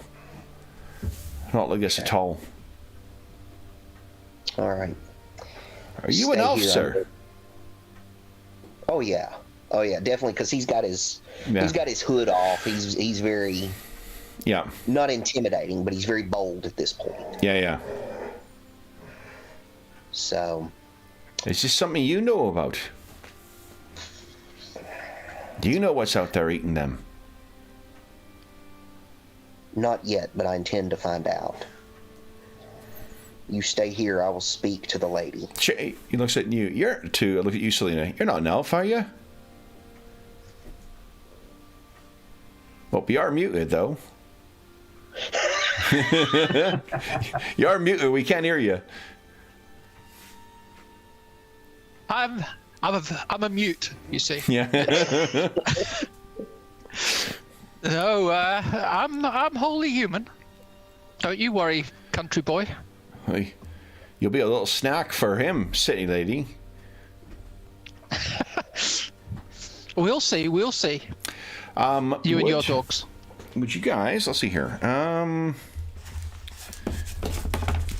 always the fun with a new game. You know, what I need to do is print off a copy of the character sheet and have it sitting next to me.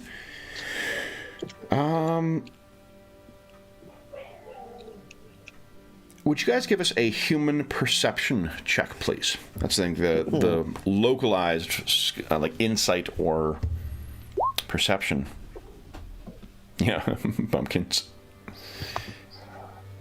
Look at that, Sundive. Holy shit. So the kid doesn't seem... Here's what you... That's pretty good too, Selena. Not quite as good as Sundive. Sundive, for a prisoner, this kid doesn't seem to be, you know... Oh, sorry, only the guys who are actually in the scene. Okay. Yeah. He doesn't seem to be terribly... Can you hear the wolves? Yes. It's great. When she's got a ball in her mouth and she tries to yowl, it sounds much more like a wolf than...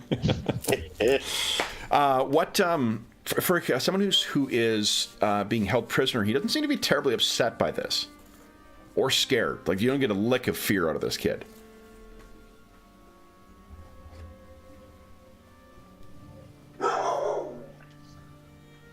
But I mean, talking about it, he did sound like that was frightening. Oh yeah, his reactions and his descriptions of what he saw, that seems genuine. Okay. So I just asked him, I say, you know, for somebody who escaped from these creatures you're so scared of, you seem very relaxed here. Oh, well, You're not bothered being in here with a group of sorceresses? Oh, I can't leave, can I? I don't want any kind of retribution coming down from them sorceresses. Not me, dad.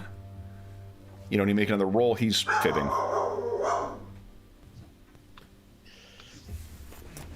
Whatever his reason for staying is, that does not seem to be the case. I want to bring the Witcher down here and scare the bejesus out of him. I played good cop. Now let me go get the bad cop. You can keep pressing him if you'd like. I'm trying to think how I would approach it. Again, you know, excuse me. You know, Sindai, you know, has his staff there, and he kind of uses it as a prop, and he kind of leans, you know, inward, peering directly at the kid, and he's like, "What are you not telling me?" He looks as... All right, I'm...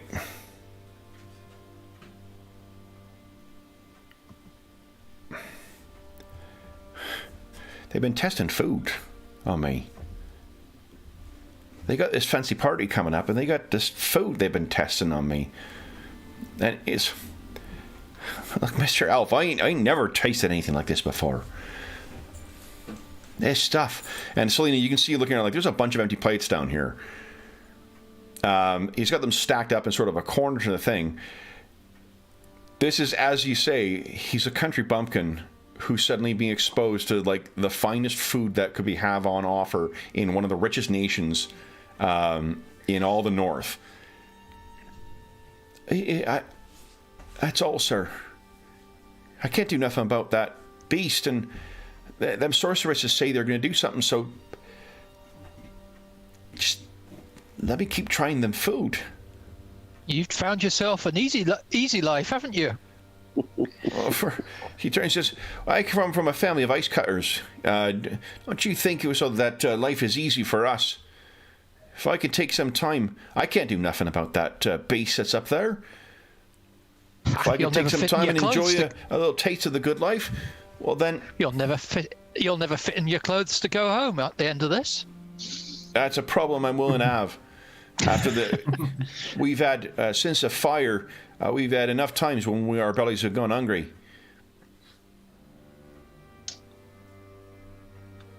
That's the second time he's mentioned the fire. When was this fire? A fire? It was last... Summer. Let me just double check, guys. Yeah, no, you're fine.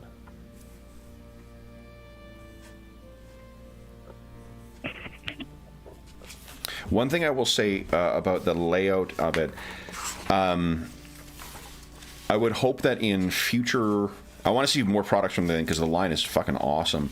I think they need to do a better job of consolidating information in it, because in this adventure there's stuff where like it's in one place and then there's another thing that's referenced. There's no one place you can go where it's got everything you need for the adventure, so it's challenging to piece together all the bits. Like there's something that we'll talk about afterwards, I can tell you guys more, but it's just there's something where it's like you sort of have to piece together from 3 different locations in the adventure, and it's just and I don't mean separate locations, I mean like just places, like places you go. I mean like in one place they describe one physical location 3 different times, and you have to sort of piece together from there what it actually looks like. Exactly, yeah. Yeah, I get it. Last year was that terrible fire. And what caused this fire? Oh, we don't know still. Horrible accident, we say. That's what Da and Hendrik say. But it burned them up. A family of 3 all burned up. Things were rough before that. Family of 3. Aye. We never even found their bodies. Wait, say that again? We never found their bodies neither. We don't know what happened to them. Did you know these people? Well, of course. And who were they? Community's only 3 families. But they were part of the community, weren't they? I mean, had they been there as long as you can remember? They had been up there for 2 seasons now. 2 years. Okay. And just part of the community, weren't they?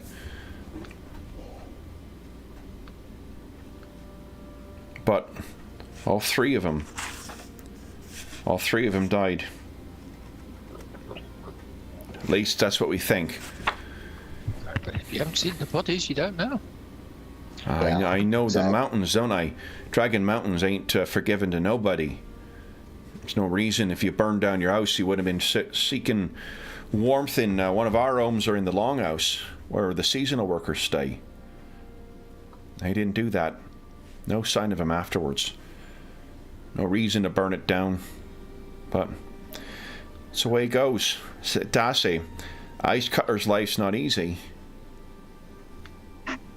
That's without monsters coming and eating your staff. So you forgive me if I want to take some time, young lady, and enjoy my food where I can.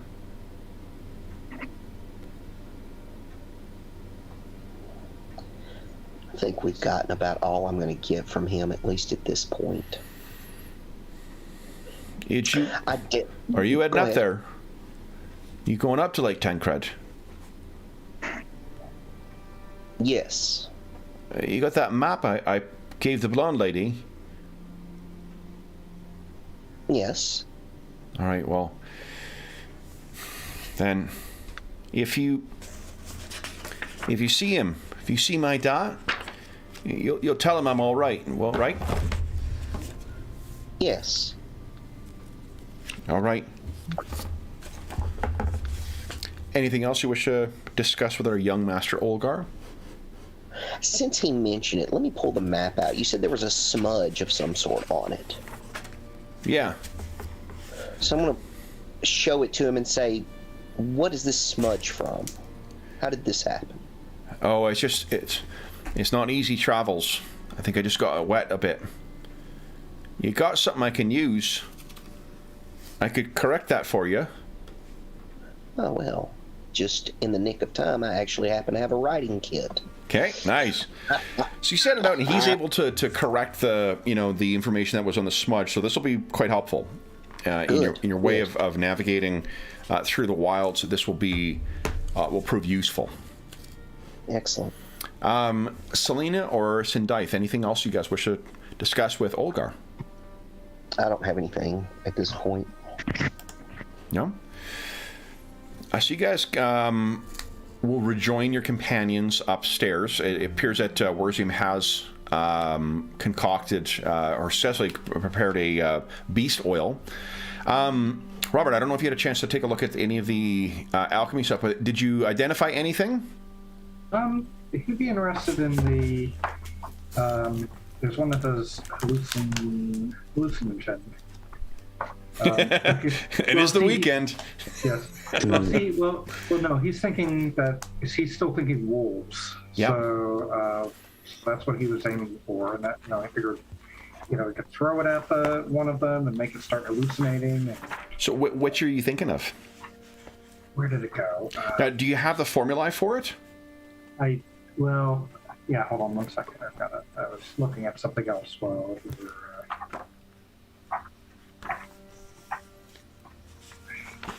Here it is. The formulae are on page 146. Yep.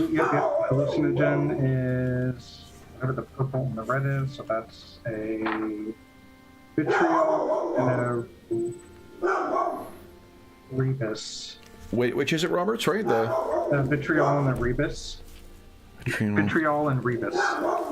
No. What formula is it you're trying to make? What hallucinogen? No, it's just called hallucinogen. Oh, okay. Yeah. Okay, so vitriol we did roll for it. Unfortunately, that's I think all That's gone the one, right that now. was only one. Okay. You could, forage that stuff. We know there's a common source of it in. What the fuck with this dog? The drapes are closed too, so I don't know what the hell she's yelling at. She's yelling because she can't see out. Exactly. Right.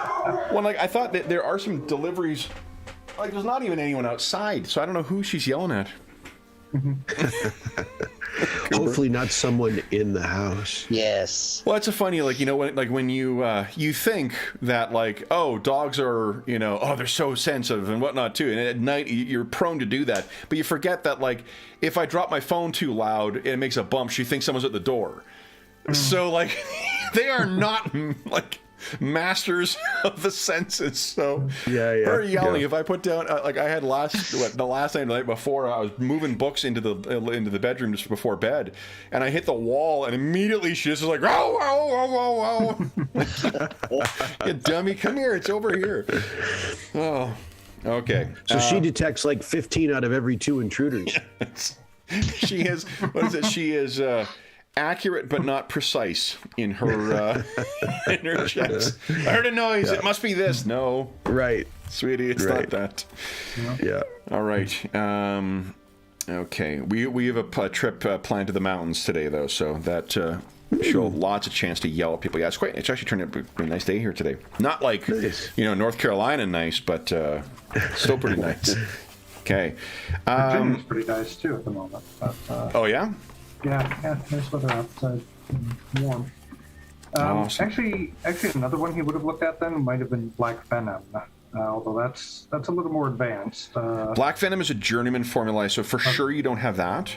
Okay. But the novice formula. What? Novice. Yeah, which novice? Have you identified which novice formula you have? Did you purchase any? I did not. So, okay. Yep. Okay. Well, let's see how many. So the hallucinogen. Let's see here. Where are the components? There we go. Where was it here? Yeah, here we go. All right, so vitriol you're gonna have to look for still, but the rebus. Yeah. Lunar shards are found in mountains, and it's rare. Okay. But let's do this. Why don't you give us a D10 roll, Robert? Let's see if she has collected. Because actually I have stats for Clarissa. 10. Roll again, please. Yep. Nice. She actually has some. Okay. So you look up in her shelf. You're like, are those lunar shards there? Would you give us a 1d2? Let's say a 1d3 roll. So how many units? 2 units. Okay. So you're able to find 2 units. Now, if you do go foraging and find some vitriol, or something that's a source of vitriol, you're going to have you'll have components for that. And the kind of vitriol that's found in the mountains, it's found in batches of 1d10. Okay. So you guys may be able to split enough. So she'll give you the lunar shards, so you can record that you've got those 2 doses of that. And hope that you can hope that's of use for you. Okay. Then, is there anything else you guys wish? So you all have met up again. Werzium's collected his thing. Sean, go ahead. Looks like you're. So Werzium looks at Sindaith and Selena and says, "Was the boy sufficiently cooperative?" Yes, but I believe we may be being led astray on what we're exactly being tasked with. Yeah, he seemed cooperative, but he wasn't terribly bright. But He claims go ahead. He claimed some 4-legged beast came through the ice and decimated the workers and dragged their bodies back down below. And Kevin, the Witcher would know that doesn't comport with a warg, obviously. What the boy says is that wolves, like what you know about the wargs, that they seemingly emerge from large packs of wolves, that they got those distinctive things. Nothing you've heard about wargs involves them breaking through the ice or coming up from water. Plenty of beasties that fit that description, but wargs definitely not. Well, that's not helpful. What's also unhelpful is the fact, knowing it's 4-legged and it comes up from beneath the ice, there's not enough information to go on to really try and figure out what this might be yet. And not only is it disturbing that we now perhaps don't know what we're up against, but it would seem that our patron has lied to us. Didn't she say that she got this information from Olgar? And yet he tells us a different story? Isn't that the case? Says Werzium? It seems to be.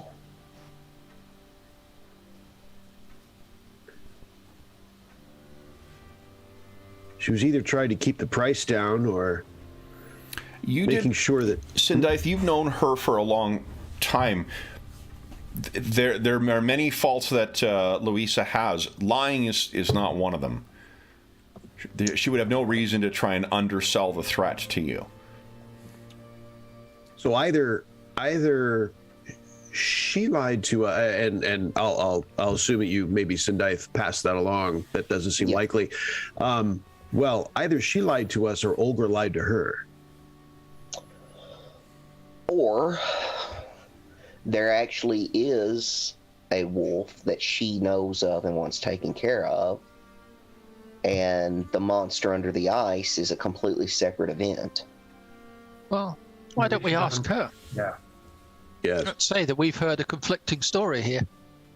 Might be a chance to wangle some extra crowns. Agreed. Sindaith can tell you what you've got is everything she's willing to pay. Yeah. There's no further that can go. It's interesting. As you say, it doesn't seem to make sense that she would hide things from us, because to undersell it means we'd probably be surprised. Yeah, agreed that we should directly ask her, though, about this discrepancy. Okay. Yeah. So it takes a little bit before she rejoins you in that main room, and she comes down the stairs, and you can tell from the speed with which she's walking that she's perturbed by it. And she says, "You haven't left yet?" Just one more question. Elf Columbo. Yes, exactly. Just one more thing. Yes. Exactly. Just one more. I need to introduce a Peter Falk-inspired character to one of these games. Oh my god. just one more thing. My cat is named Columbo. Nice.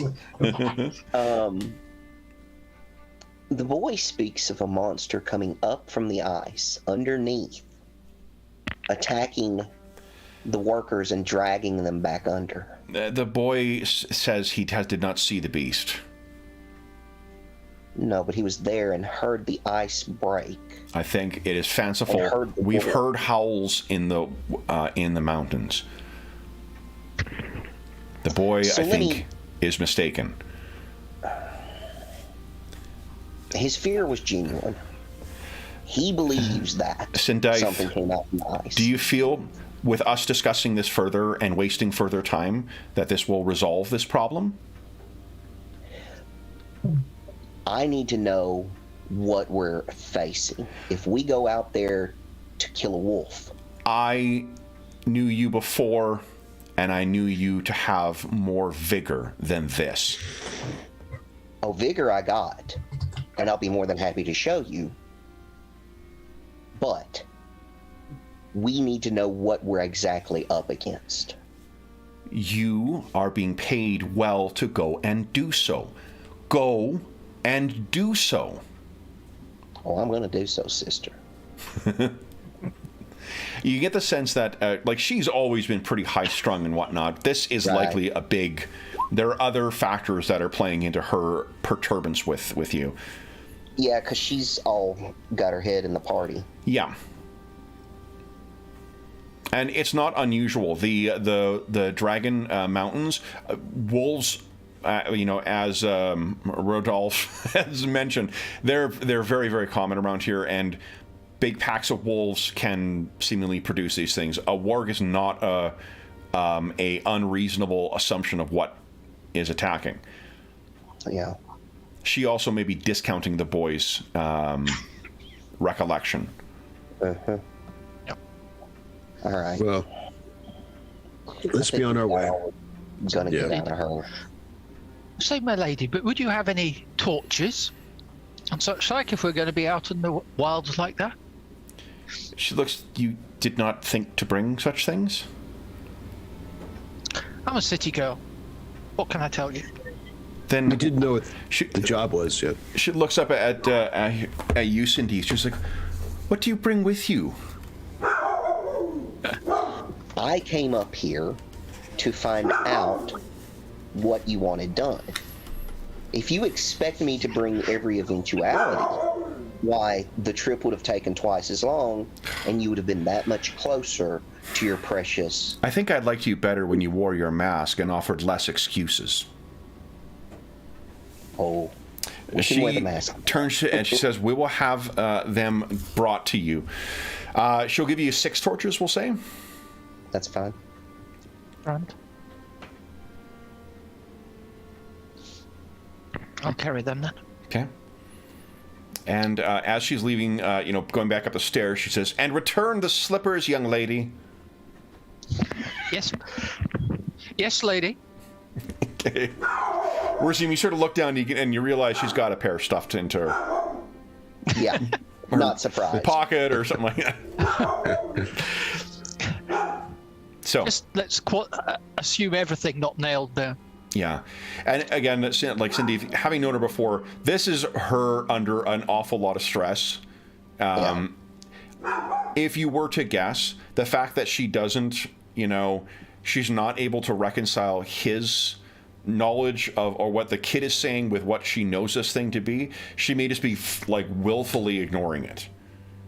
I mean, well, he must be wrong. He must be wrong about how things happen. It's a warg. Go and take care of it, and then that'll be fine. Okay. Yeah, I think that's... I don't think we're going to get anything else out here, honestly. Merzium stopped wearing the slippers before he started working on the alchemy, and he just tossed the back of the basket. He's been barefoot since. He can't deal with those things any longer. Okay, so they're back in the bin on the left side. Unless there's anything else you guys wish to do, there is a day's travel up the mountain. Butcher's out the door. Okay. Time to go. All right. So, guys,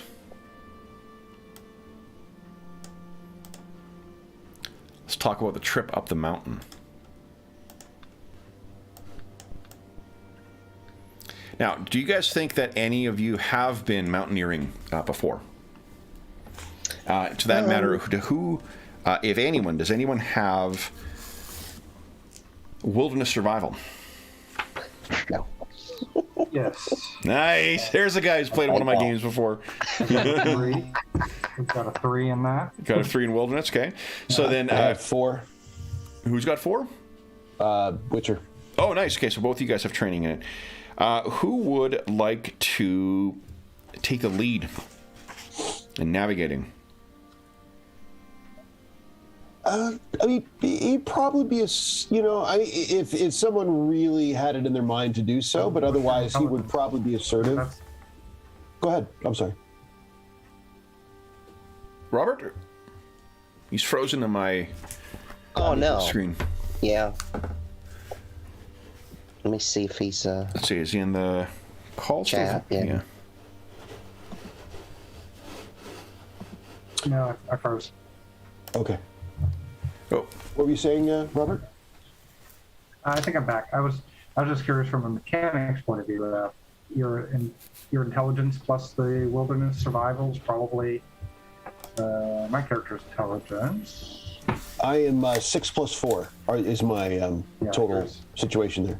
Mine is 9 plus 3, so Ah. a little bit better odds. yeah. Yeah. okay. Narratively, I would say that The Witcher would naturally, kind of, just start going, and looking at the trees and the lay of the land, and just kind of that's his habit. But if someone wants to, assert themselves, then he will hear the pitch, and Do you think Gravik wants it? Does he? I think I think Gravik actually is now curious about the alchemy, so he might not be paying as much attention this time. He'll be trying to forage for some of the stuff that he's looking for now. That is. Okay, let's see about has come back up. foraging here. Hold on. Okay.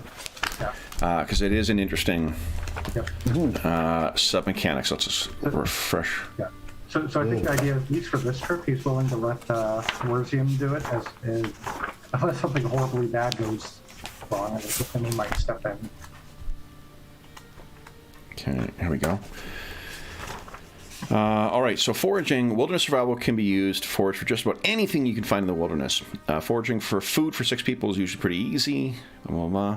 You can also hunt for alchemical equipment or chemical components. So let's see here.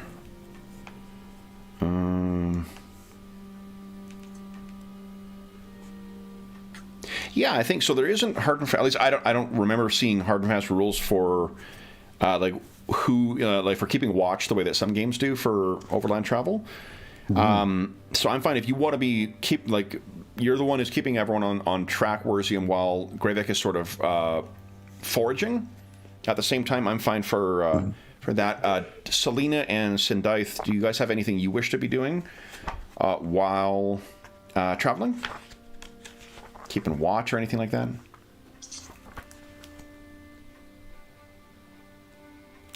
I guess. Yeah, I think. No, go Go ahead. ahead, Jane.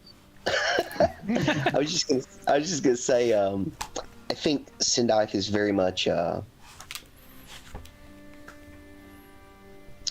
watching the surroundings.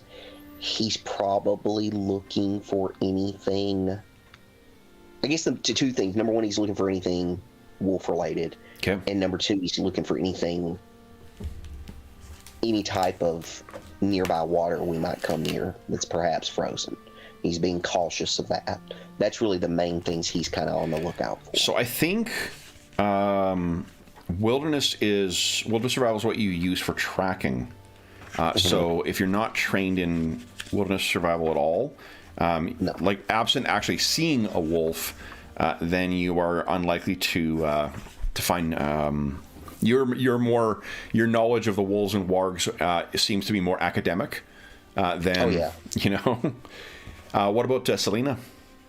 Well, Selena's, being a city girl, she's kind of bored with the whole countryside idea. Yep. But at the same time, through a hard upbringing, she's got a wary eye for danger, so should be, keeping an eye out for anything that's on the dangerous side. No interest in anything else. Okay. So, for Gravik, let's do this.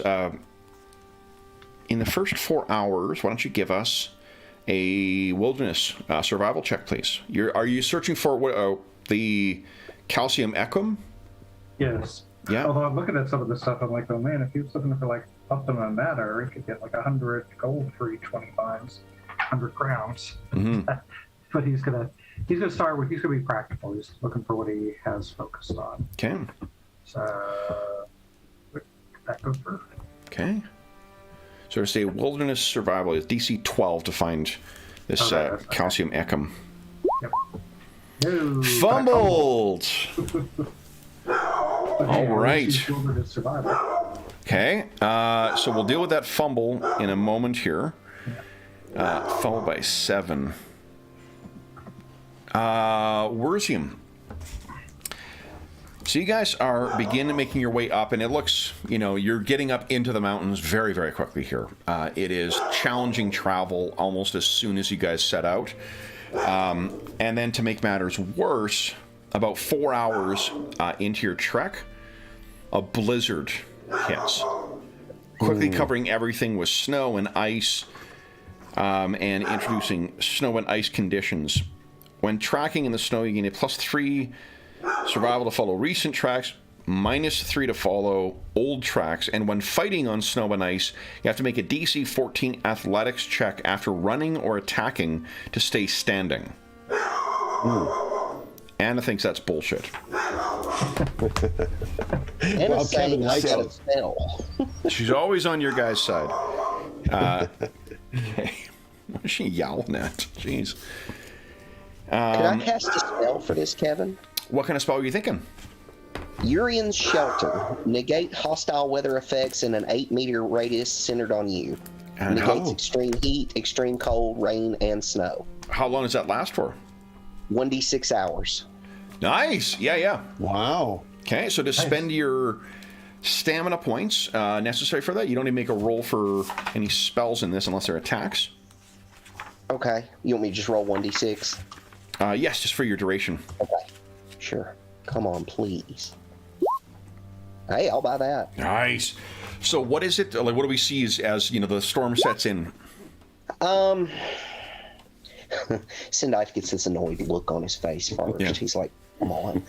And he has a hold of his staff and just gently he stops and he just gently takes the staff and he just taps it on the ground.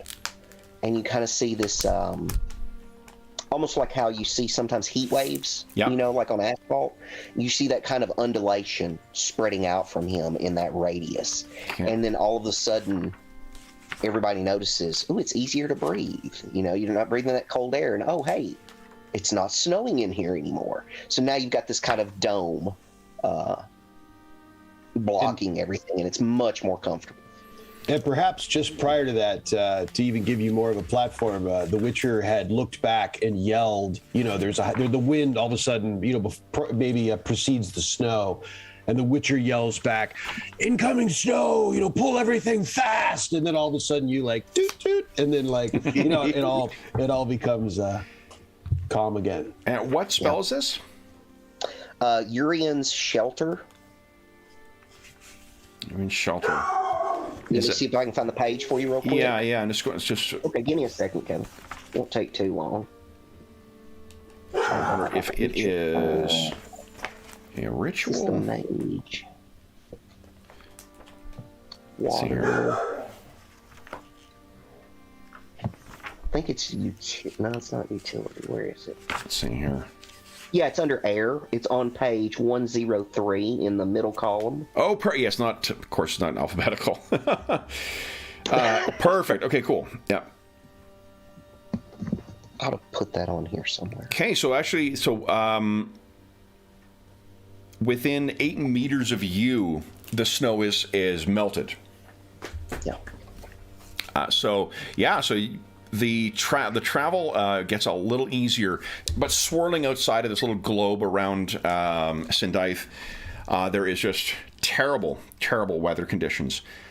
Now, Wurzium, you are the one who is navigating here.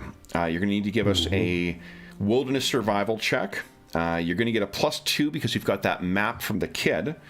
Mm-hmm. Do you wish to spend any luck on this?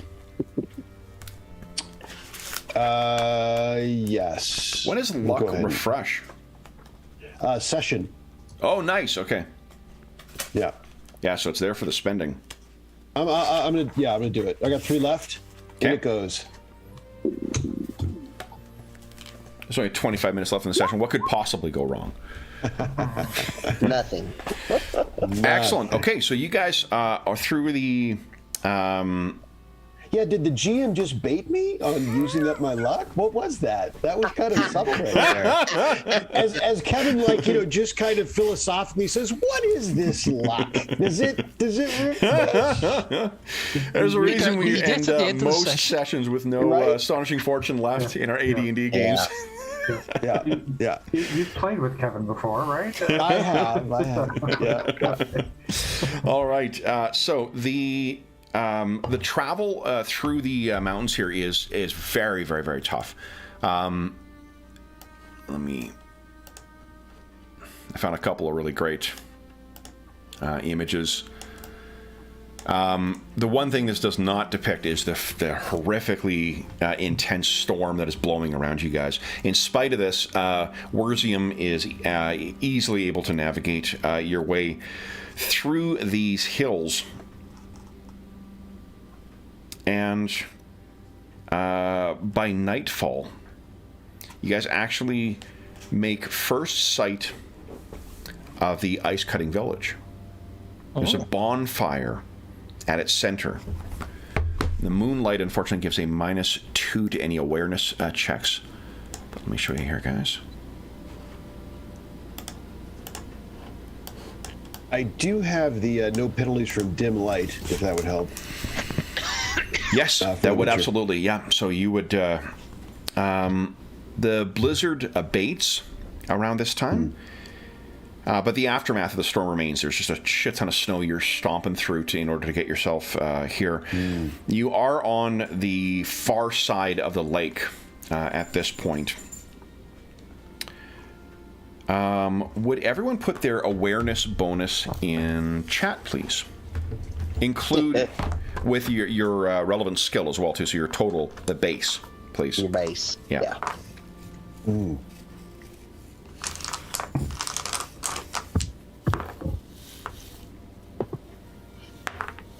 Okay.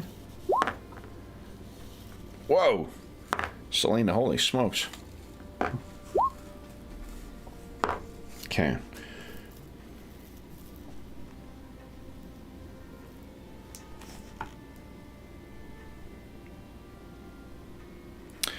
So, Selena, you were the one who, I'm not sure if it's just, as you keep saying, you're a city girl, but being out of the environment maybe is just, it's what's focusing your attention and your,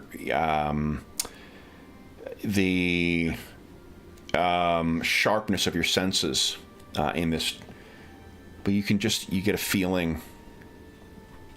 You have that feeling of being trapped. It's a feeling you've learned to listen to, when you've been, about to lift someone's purse, you just get that feeling, and you'll later find that there was a guard watching you, or you were going to break into a house only to find that there were, several people inside a room that seemed to be empty. You can feel, and there's just a menace that comes in on the wind. Something is stalking you. Okay. And that's when you hear the first yips.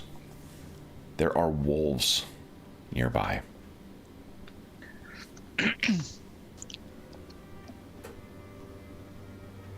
What do you guys wish to do? So, go ahead. How far are we from the village, Kevin? You're on the far side of the lake from them, so depending on which way you want to go, it's probably 45 minutes to get across. The wolves themselves, from the sound, from what Selena can tell you, actually you rolled pretty well as well. They're less than 5 minutes away. we should look for a defensive position, perhaps. There is not really a defensive position here. And from the sounds of things, the pack is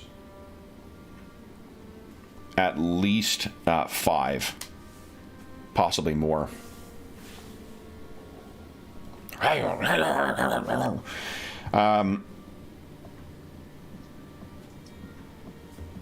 So we can make a run across the lake, but Yeah, sure. who knows what's underneath that? Yeah. Yeah. So you said 45 minutes to go around the lake, Kevin, or No, 45 across minutes it? to make across the lake. Okay, so we got no time even for that. Well, I mean, it's if you make fine. it around the lake, it's 45. You make your way straight across, it's probably about 20 minutes. It's much, Okay, much faster sure. to make your way straight across. It's just the, But yeah, the wolves will arrive in 5. We think. less than 5. They're on their way right now. He draws his swords. He looks, he checks his footing, and and he says, "They're coming." Okay. Anyone else doing anything? Yes. Gravak basically drops his pack, pulls out his crossbow, and gets his bolts. Okay. Sendaith or Selena? I'll prepare a pair of throwing knives out. Okay. I'm just readying the staff. Getting ready to throw a spell. Okay. Just give me a moment here, guys. I'm just going to set up one thing here. How long's a round? Do we know? Everybody? Can't remember offhand. Okay. What's the duration of looking? Oh, you got the book. Take a look in the combat chapter. Yeah, It'll yeah. be, it's Will the do. combat Yeah, chapter is yeah. the red one, Cool. incidentally. So, all right, let's see here. Hit points. Now I forgot I was gonna set these tokens up before, so forgive me for not having done so. There we go.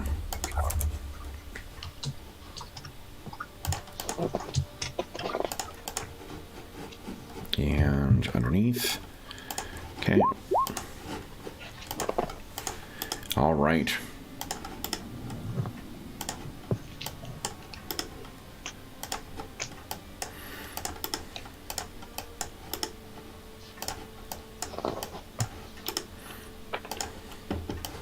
Okay, guys.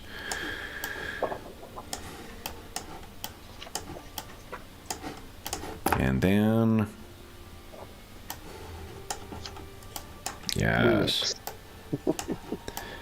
Yes. Let's see here. That is... Okay.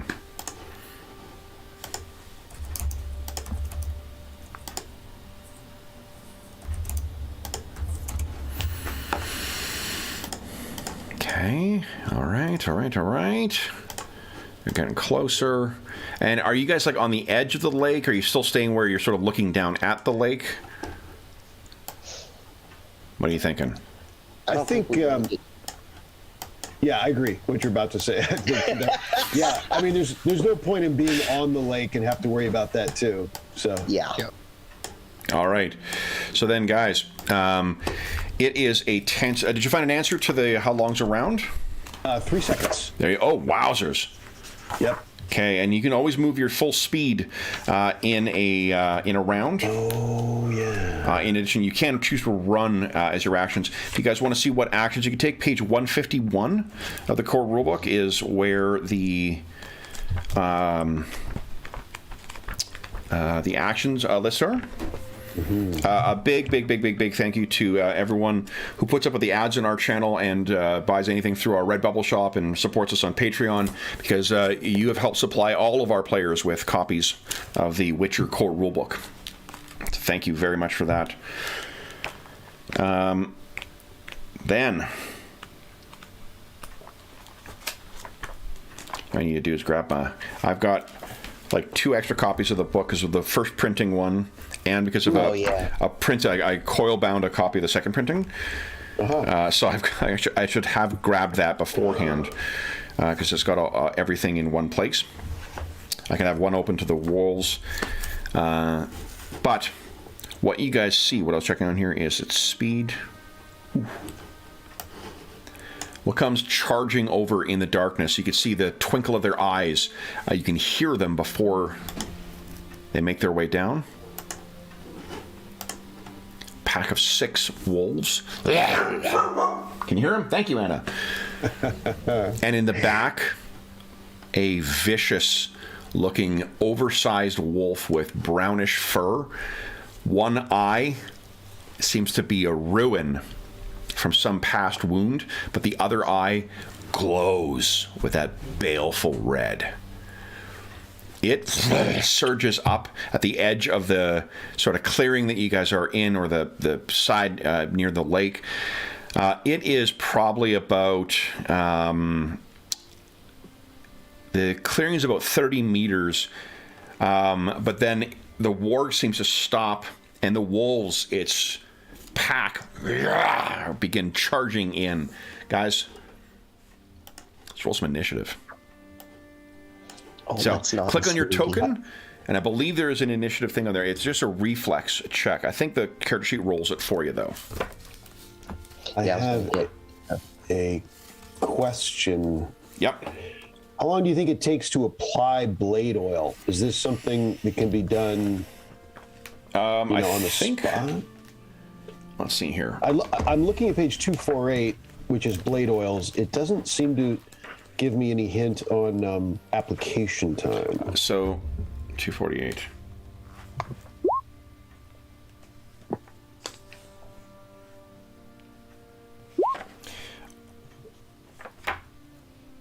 Please.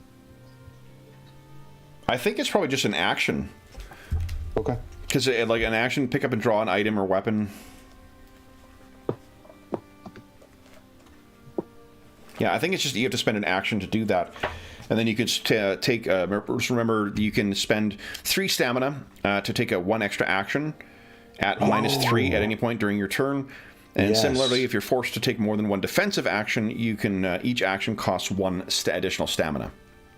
Very good. The flow of stamina in the game is a big thing. Very, very hero system for this. Okay, let me add in. Here we go. Okay, so I'll put the wolves and the warg in the order here as well. A turn. Oh, he was already rolled.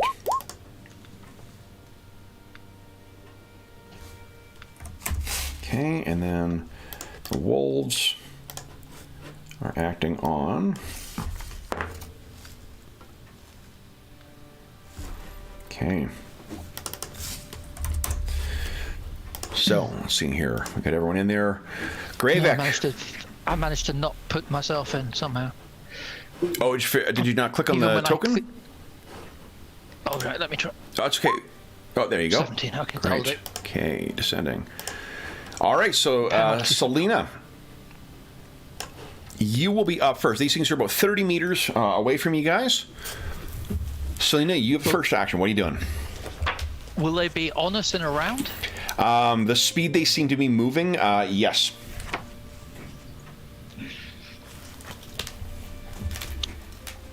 What are you thinking?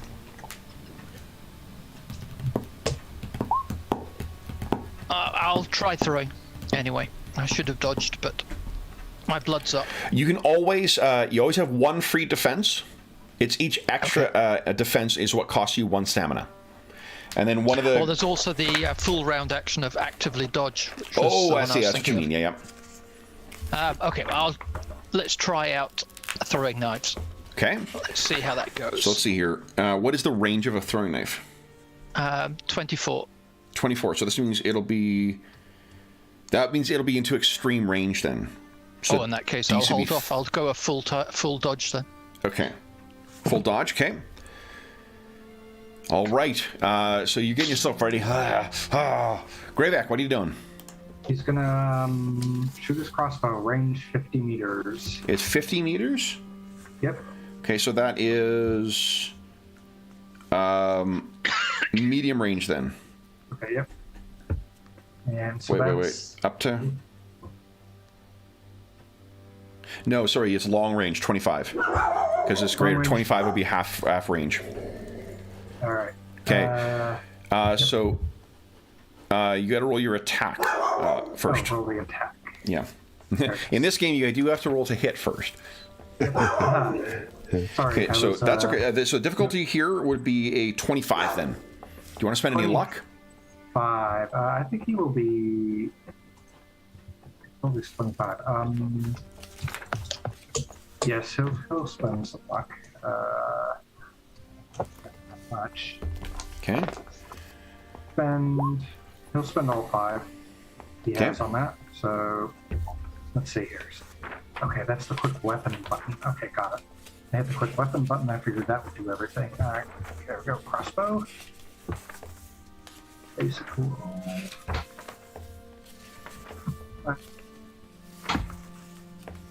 Oh, is this? Okay. And then F5s. Oh. Okay, 21. So unfortunately, it goes a little wide. What do you have to do to reload that thing? It's slow, so I believe it means that I can't move if I also want to reload. If I also want to fire next round. Well, hold on. Let's see. Let's just read. Yeah, I'm checking. Slow reload takes 1 action to reload. Okay. So do you wish to, what you could do is spend 3 stamina to take an extra action this round to reload, and then you'd be ready to go next round? Sure. Okay, so your blue bar is your stamina. Just take 3 off of that. Yep. As you're hurriedly reloading. Yep. And then it is the Wolf's turn. All right. There is a flash in that red eye of the warg, and it snaps and snarls. We'll have 1, 2 onto Selena, 1, 2 onto Sindeeth, and then 1 each on Gravek and 1 on Werzium as they go racing across. They seem to be going for the softer targets.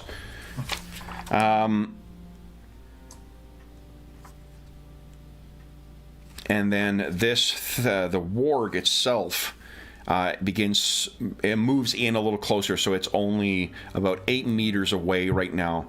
It seems to be focusing on Sindeith, though. Its eye is focused on him.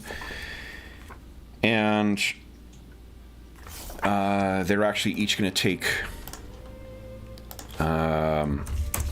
3 stamina, take a second action, and try and attack you at closer range here. So It allows you to hold your action, right? Say again? This game allows you to hold your action, right? You'd have to take a look. I don't remember. Okay, I'll look. But all right, so then let's go right to left here. So Werzium, this thing is going to attack you. You get a free defense. You did mention you have your weapons out, so you can dodge using your athletics. You can reposition using athletics, and that allows you to move up to half your speed. You can block. Which is just interposing the weapon, shield, or yourself. It does damage to the weapon if you block. Or you can parry, which is -3 to the attempt, but it doesn't do any damage to your weapon then. What was the one that allows me to move half my speed? That is a reposition. And that lets me, what do I roll for that? I'm sorry. That one is athletics. I'm on page 164, guys. Gotcha. That tells you what your options are for defenses. Yes. Very good. Okay, so I will, I'm going to try the... Well, what I do first is make my attack. Oh, I'm sorry. Yep, and then that tells us what you're rolling against for the defense. Excellent. Yeah, Gotcha. It's kind of neat. Like you're mandatory. You have to make a defense if you want to avoid getting hurt. Otherwise, unless they roll critically, like a fumble. Yeah. Okay, so my total base for this is +10. All right. So I got a 16 on the attack on you. Werzium? Is 16 and what is my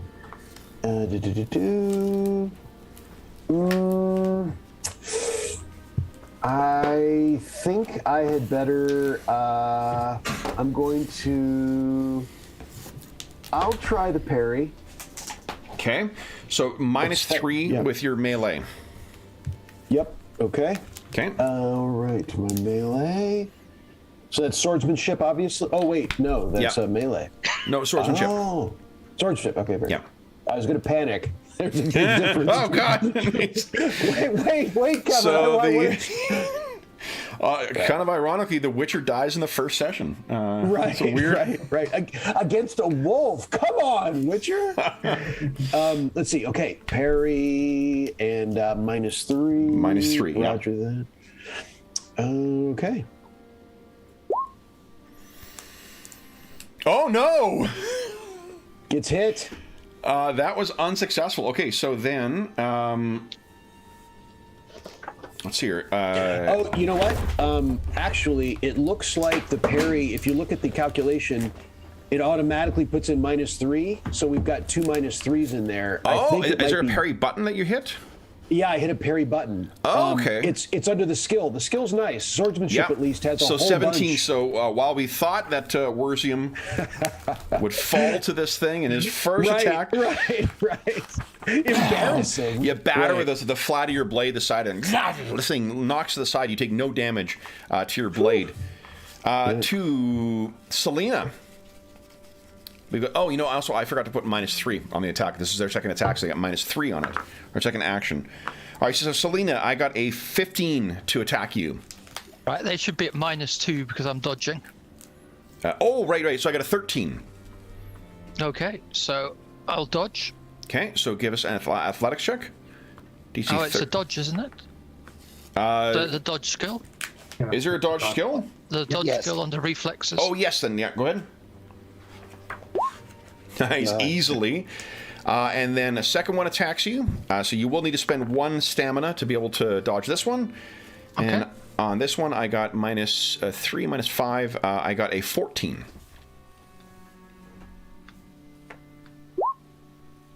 Nice. Okay, so you spend 1 stamina. 1 stamina. And then that is the end of the wolf's turn for them. Sindaith. Yes. Let's see here. This first one, exploding dice. That's 19. Minus 3 is 16. I got 26 against you for this first attack. Is there any point in blocking? Because if you can, that's what exploding dice are for. Yours might explode too. I might as well block. Okay, so blocking that is your melee. Yes. No, it's with my staff. Oh, staff, or whatever the skill is that you've got for it. Yeah. Yeah. Go ahead, and so if you're blocking, there's no penalty. Just go ahead and make your roll. Close. All right, so the hit location is... Boy, that hit location is big in this game, too. Gnaws on your right leg. Which is helpful because it's only half damage. So you take 3 points of damage. Okay, now how does armor work? Where does your armor cover? I have 8s on my body and a 14 on my head. So nothing on your legs. Okay. Okay. So you take the full... No. I have 8 on my body, my torso, my arms, and my legs. Oh, okay. Then it does not get through. Oh, okay. The stopping power, what it is, we apply first the stopping power of your armor. And then I don't remember how damage works on the armor. If that reduces the... I think it's only if it gets through it reduces the stopping power by 1. Okay. Let's check that quickly, because once we look it up, we won't have to do it again. Here we go. That penetrates reduces the stopping power. Yeah, so the armor protects you. But it's partly because of the leg hit. Now, the second one is going to attack. That is a 13 to hit. So you have to spend if you want to defend a second time, you have to spend 1 stamina. One stamina to do that a second time. Yeah. I might actually be able to block this. Okay. I can get back over to here. Skills. And a block. That's successful. You batter this thing's head aside. Your staff takes 1 point of damage. Okay. Okay, 1 from its reliability. Yeah, it's reliability, right? Yeah, that's what I thought. Okay, and then Greyback. This one comes in on you. That is a 13. He's going to do dodge escape. Okay. There's always a... Easy. Okay, so you keep the thing snapping. You're able to keep it at a distance. We'll finish the first turn, and then we'll call it a session, guys, and we'll come back next time. Who's real deaf? Oh, these are leftover characters from... Sorry. I don't know why those are in there. That's weird. Wurzium, Yeah, you're next. Yeah. Let's see. That was the wolves. Yep, so Wurzium, what are you doing? Yeah. I am going to. So you get to move equal to your speed. I say to everyone first, you have these, and I go running at the warg. Let's see. So hold on. Let's see. I think there's an attack of opportunity though. Oh, okay. Because let's see. Because if you are engaged, let's see here. Yeah. Strikes me as the type of game that would force that. All right.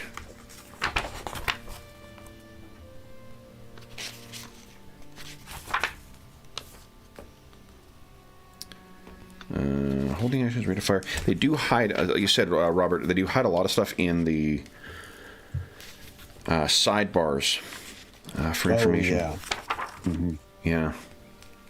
Yeah. Let's see.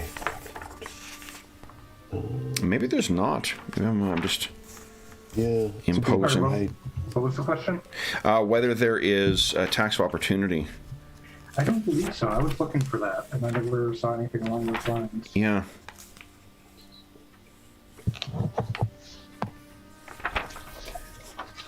Ganging up. Oh, -1 defense to each assailant beyond the first.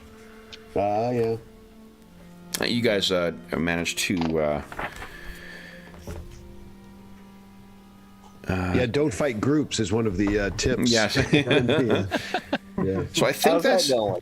I'll look it up in between. I don't see anything from looking through the combat section. I don't see anything about tax of opportunity, so you should be fine to do that, Wurzium. Okay. Although, because Robert has wisely pointed out my holding in action... Oh, the warg hasn't gone yet, so he can't hold an action. Which I wish I had done. But, Oh, he would have held an action last turn, though. Yeah. So, as you get in, I think the warg's thing worries him as you run up from it last turn. Yep. You have defended once this turn, so this one, next second one will cost you 1 stamina. Okay. This is a shit roll, though. That is a 13. Okay. I'll spend 1 stamina. Okay. And I will defend myself with a parry. Parry again. Okay. I'm going to damage the goods here. So 13 is what you need. Okay. Let's see here. Looking for parry. All right. The -3 is already in there, and off I go. Go. And success. All right, so you batter this thing's jaw aside. Your action now. What would you like to do? It's not in range for me, right? Well, if you're moved up towards it, that's the only reason it was able to attack you. Okay, I wasn't sure. Yeah, exactly so you moved. What's your speed? My speed. It's 8 meters. I have a little noticeable limp. Not that anyone's paying attention to me at this time. They're kind of busy, but he has a limp from his old. It's 7. So you're actually going to need to run in order to reach it. You know, he's not actually. So he's going to spend his action. He's running and he's whipping out his oil onto his blade, if that's possible. Yep. Is that reasonable? Yep. Okay. Yep. So you're just moving your speed. So you're not actually at the warg yet. You're still 1 meter away, but you have moved away from your wolf. And I would like to, if possible, can I spend for an extra action at this time? Yes. Yep. I will spend the 3 stamina for that. Okay. And I will moving to the magic section. Here we go. I will be. I hold out a hand and do a little weave in front of it. You doing a sign? Make a sign. Thank you. Yep. And I am going to hit it with Axie, I believe. I'm going to try that. Is it the fire one? That's the Igni one. I'm going to. Axie is stunning. Okay, cool. Yeah, I don't know which one the best one, but we're going to find out in, Yeah. Okay, so Axie, so you're going to have -3 to this because your second action. So go ahead and give us a spellcasting. Kevin, off the top of your head, do you know do you know the conditions of stun and staggering? What the difference is off the top of your head? If not, it's okay. I do. I got my DM screen here. Oh, nice. Staggered, you are thrown off balance and take -2 to your attack and defense. At the beginning of your next turn, you recover your balance and the penalty ends. Stunned is your head reeling and vision swimming. You can't take any actions while you're stunned, and anyone attacking you only has the best of DC 10 to hit you.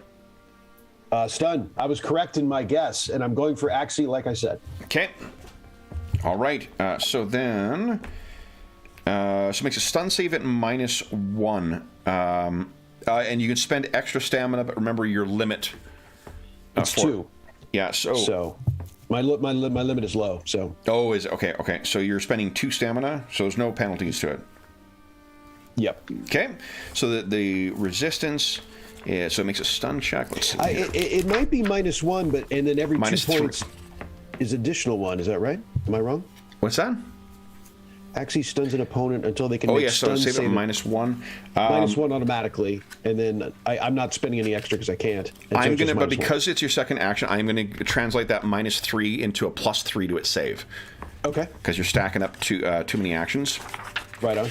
Okay, so it'll be +2 to its save then. All right. All right. You know, this game would be could really use is monster cards. Yeah. I would buy the heck out of those. All right, so stun. Okay. Let's see here. That is, I think stun is only a 10, isn't it? We've only had this come up once here.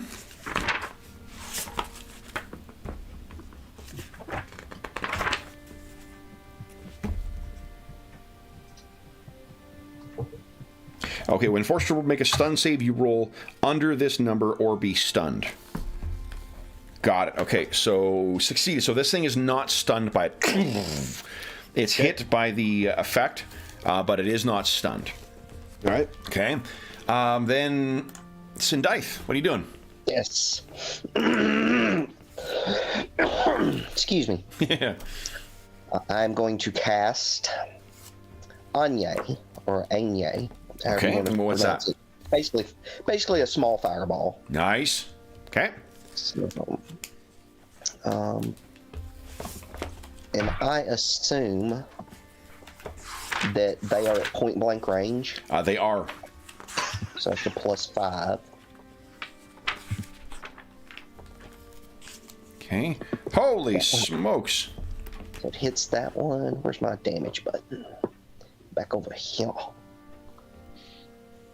Boom. Come on. 9 + 10. 18 points of damage. Okay, so if you do get a defense to try and dodge this, but you got a 30 they're rolling against. So, all right, 6. Okay, so they got a +12 on this. No, neither of them successfully dodges. So, 18 points of damage to each. Look at this.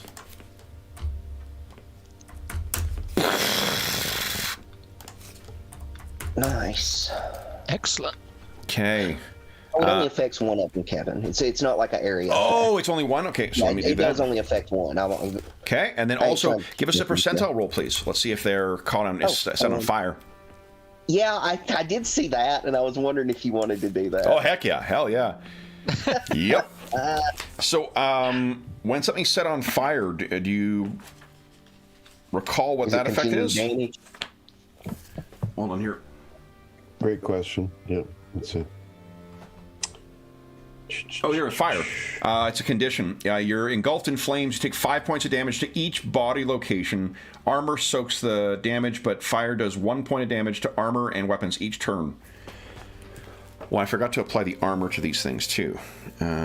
Which they have none. They have no armor, so never mind. I did not forget. I remember they had 0 and just chose not to. There you go. Yep. Stopped clock is right twice a day. So is your DM. Can I spend stamina to take a second action and cast another spell? I don't see anything that says I can't, but I don't know. I don't remember if you can cast 2 spells in a round, but let's see.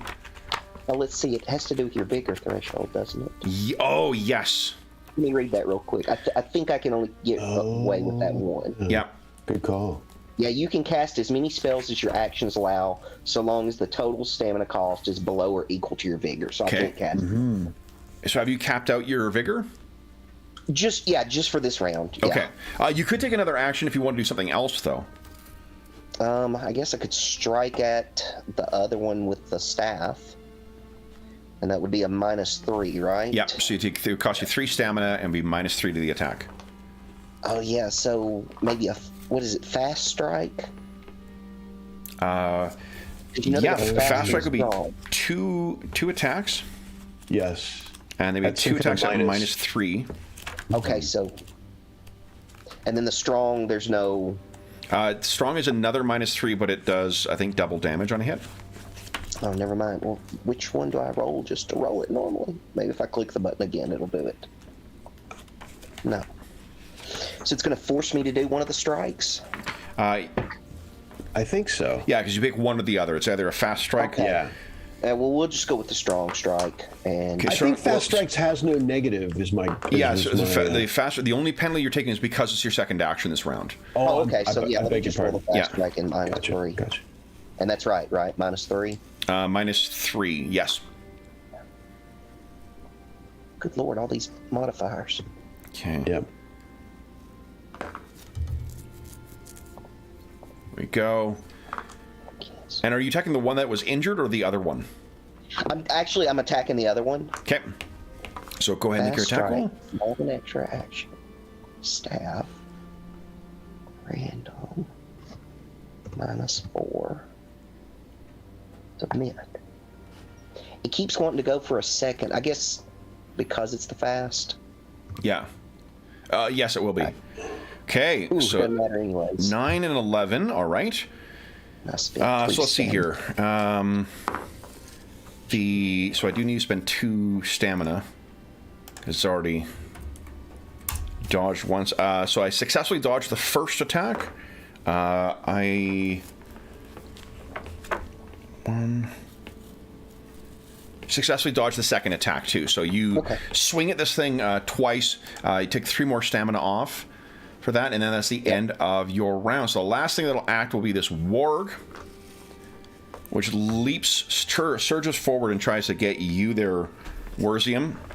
Yeah! Did not like you trying to stun it.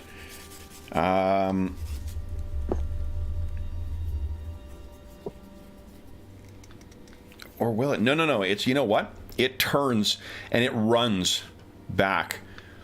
So it's keeping its distance from you. Runs kind of circling around. It is now 24 meters away from you. And you can see it snaps and snarls. And the wolf that you had left behind, it turns and you can see it's about to charge in on Selena. Okay. And that is where we will leave our session. Cool. So, Selena will soon be facing 3 wolves because her guardian has left her literally to the wolves. And, yeah, okay, so let me see here, guys. Let's see about... I'm just checking on XP, because that's... Oh, yeah. Yeah, traditionally something if we are gaining XP, I'll do that at the end of the session, rather than... Let's see here...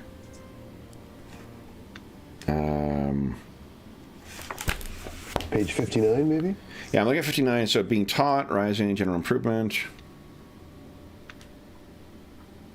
It's called improvement. At the end of the session, your GM gives out general improvement points to apply on any skill that you use during that adventure. Generally, a GM should be even-handed with IP. We suggest not giving out more than 6 IP to any one player per game session unless they do something spectacular.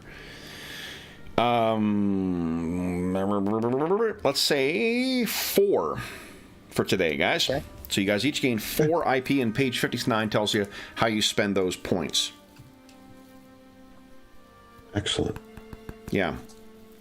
Cool. All right, guys. So that is our first thing. Apologies for having to look a bunch of stuff up today, but that's just the nature of running a game for the first time, right? But that was a lot of fun. For those listening at home, thank you so much for joining us for our first foray. I'll keep your turn order in place here. For our first session of The Witcher Underneath the Ice. We will be back again in 2 weeks' time. Until then, thank you again for joining us. We have, let's see here, a bunch of stuff to touch on the outro. You can see if you have any comments, questions, or concerns regarding the session, the campaign, or the game we're playing, please don't hesitate to leave a comment in the comment section of the video, and we'll endeavor to reply in a timely fashion. In addition, there's a link down below to the Dungeon Musings Discord server. We have channels dedicated to most of the campaigns we run on the channel. I don't think I've got a Witcher one yet, but there is an Assorted Games one where we can talk about Witcher, as well as every other campaign we run on the channel, as well as a bunch of other great channels. And there's a ton of great people over there, a ton of great conversation. You are more than welcome to join us over there. In addition, you can find me on Twitter at Dungeon Musings, and you can find me by email. My email address is dungeonmusings@gmail.com. You can also find a link down below to something called Heroes Save Villages. That is the charity fundraising campaign we run on the channel. It benefits the SOS Children's Villages International Charity, a really great organization active in over 130 countries, providing benefits to over 80,000 orphaned and abandoned children, including ongoing relief efforts in Ukraine and the surrounding countries. At the time of recording, the Russian invasion of Ukraine is still ongoing. In addition, there is first off, any donations made through that link go directly to SOS Children's Villages International. None of it goes to the channel or any other middleman. It just goes to help the kids who benefit from that. In addition, as a small way of saying thank you, for every $25 that is donated, we give you one chance to win the grand prize or one of the other great prizes in our next charity raffle. Next charity raffle will be the second week of June in 2022. And our grand prize is a copy of Beadle and Grimm's Platinum Edition Wild Beyond the Witchlight, an amazing $500 product that has the full 5th edition of D&D Adventure, as well as a bunch of other great stuff in there. Second prize is a gold edition of the Absalom City of Lost Omens. I did an unboxing of that on the channel very recently, but it's easily the most impressive city-based box set I've ever seen. It's incredible. If you don't win that, there's still some other great prizes, including some prizes from the Dungeon Musings Red Bubble Shop. There's a chainmail dice bag made by our resident armorsmith, Dave. There is a full set of the 3 core books for Advanced Dungeons & Dragons 2nd edition that Dave has donated. Full set of the newest 5th edition Iron Kingdoms books as well. Some other stuff that was donated by members of our community. So lots of great prizes, lots of great ways to say thank you to your generous donors. And again, everything that is donated goes directly to the kids at SOS Children's Villages International. There's also a link down below to our friends at Noble Knight Games. Noble Knight Games is the preeminent retailer of out-of-print and secondhand games, as well as a selection of brand new games as well in the U.S. You can find a link to their website down below, and at checkout, if you buy $10 or more, you can enter the code DungeonMuser, and you can save 10% on your purchase on top of whatever sale thing that's going on with them. Noble Knight has been my favorite place to go for out-of-print games for years now, so we're very happy to be able to share that with you. Be sure to enter Dungeon Muser at checkout and save yourself 10% on your purchase. The last thing I will say, speaking of awesome people, is a huge thank you to our players. So, Robert, Will, James, and Sean, thank you so much for joining me back in the Dragon Mountains. I am so sorry for what's about to happen to your characters in 2 weeks' time, but I appreciate you joining me today anyway.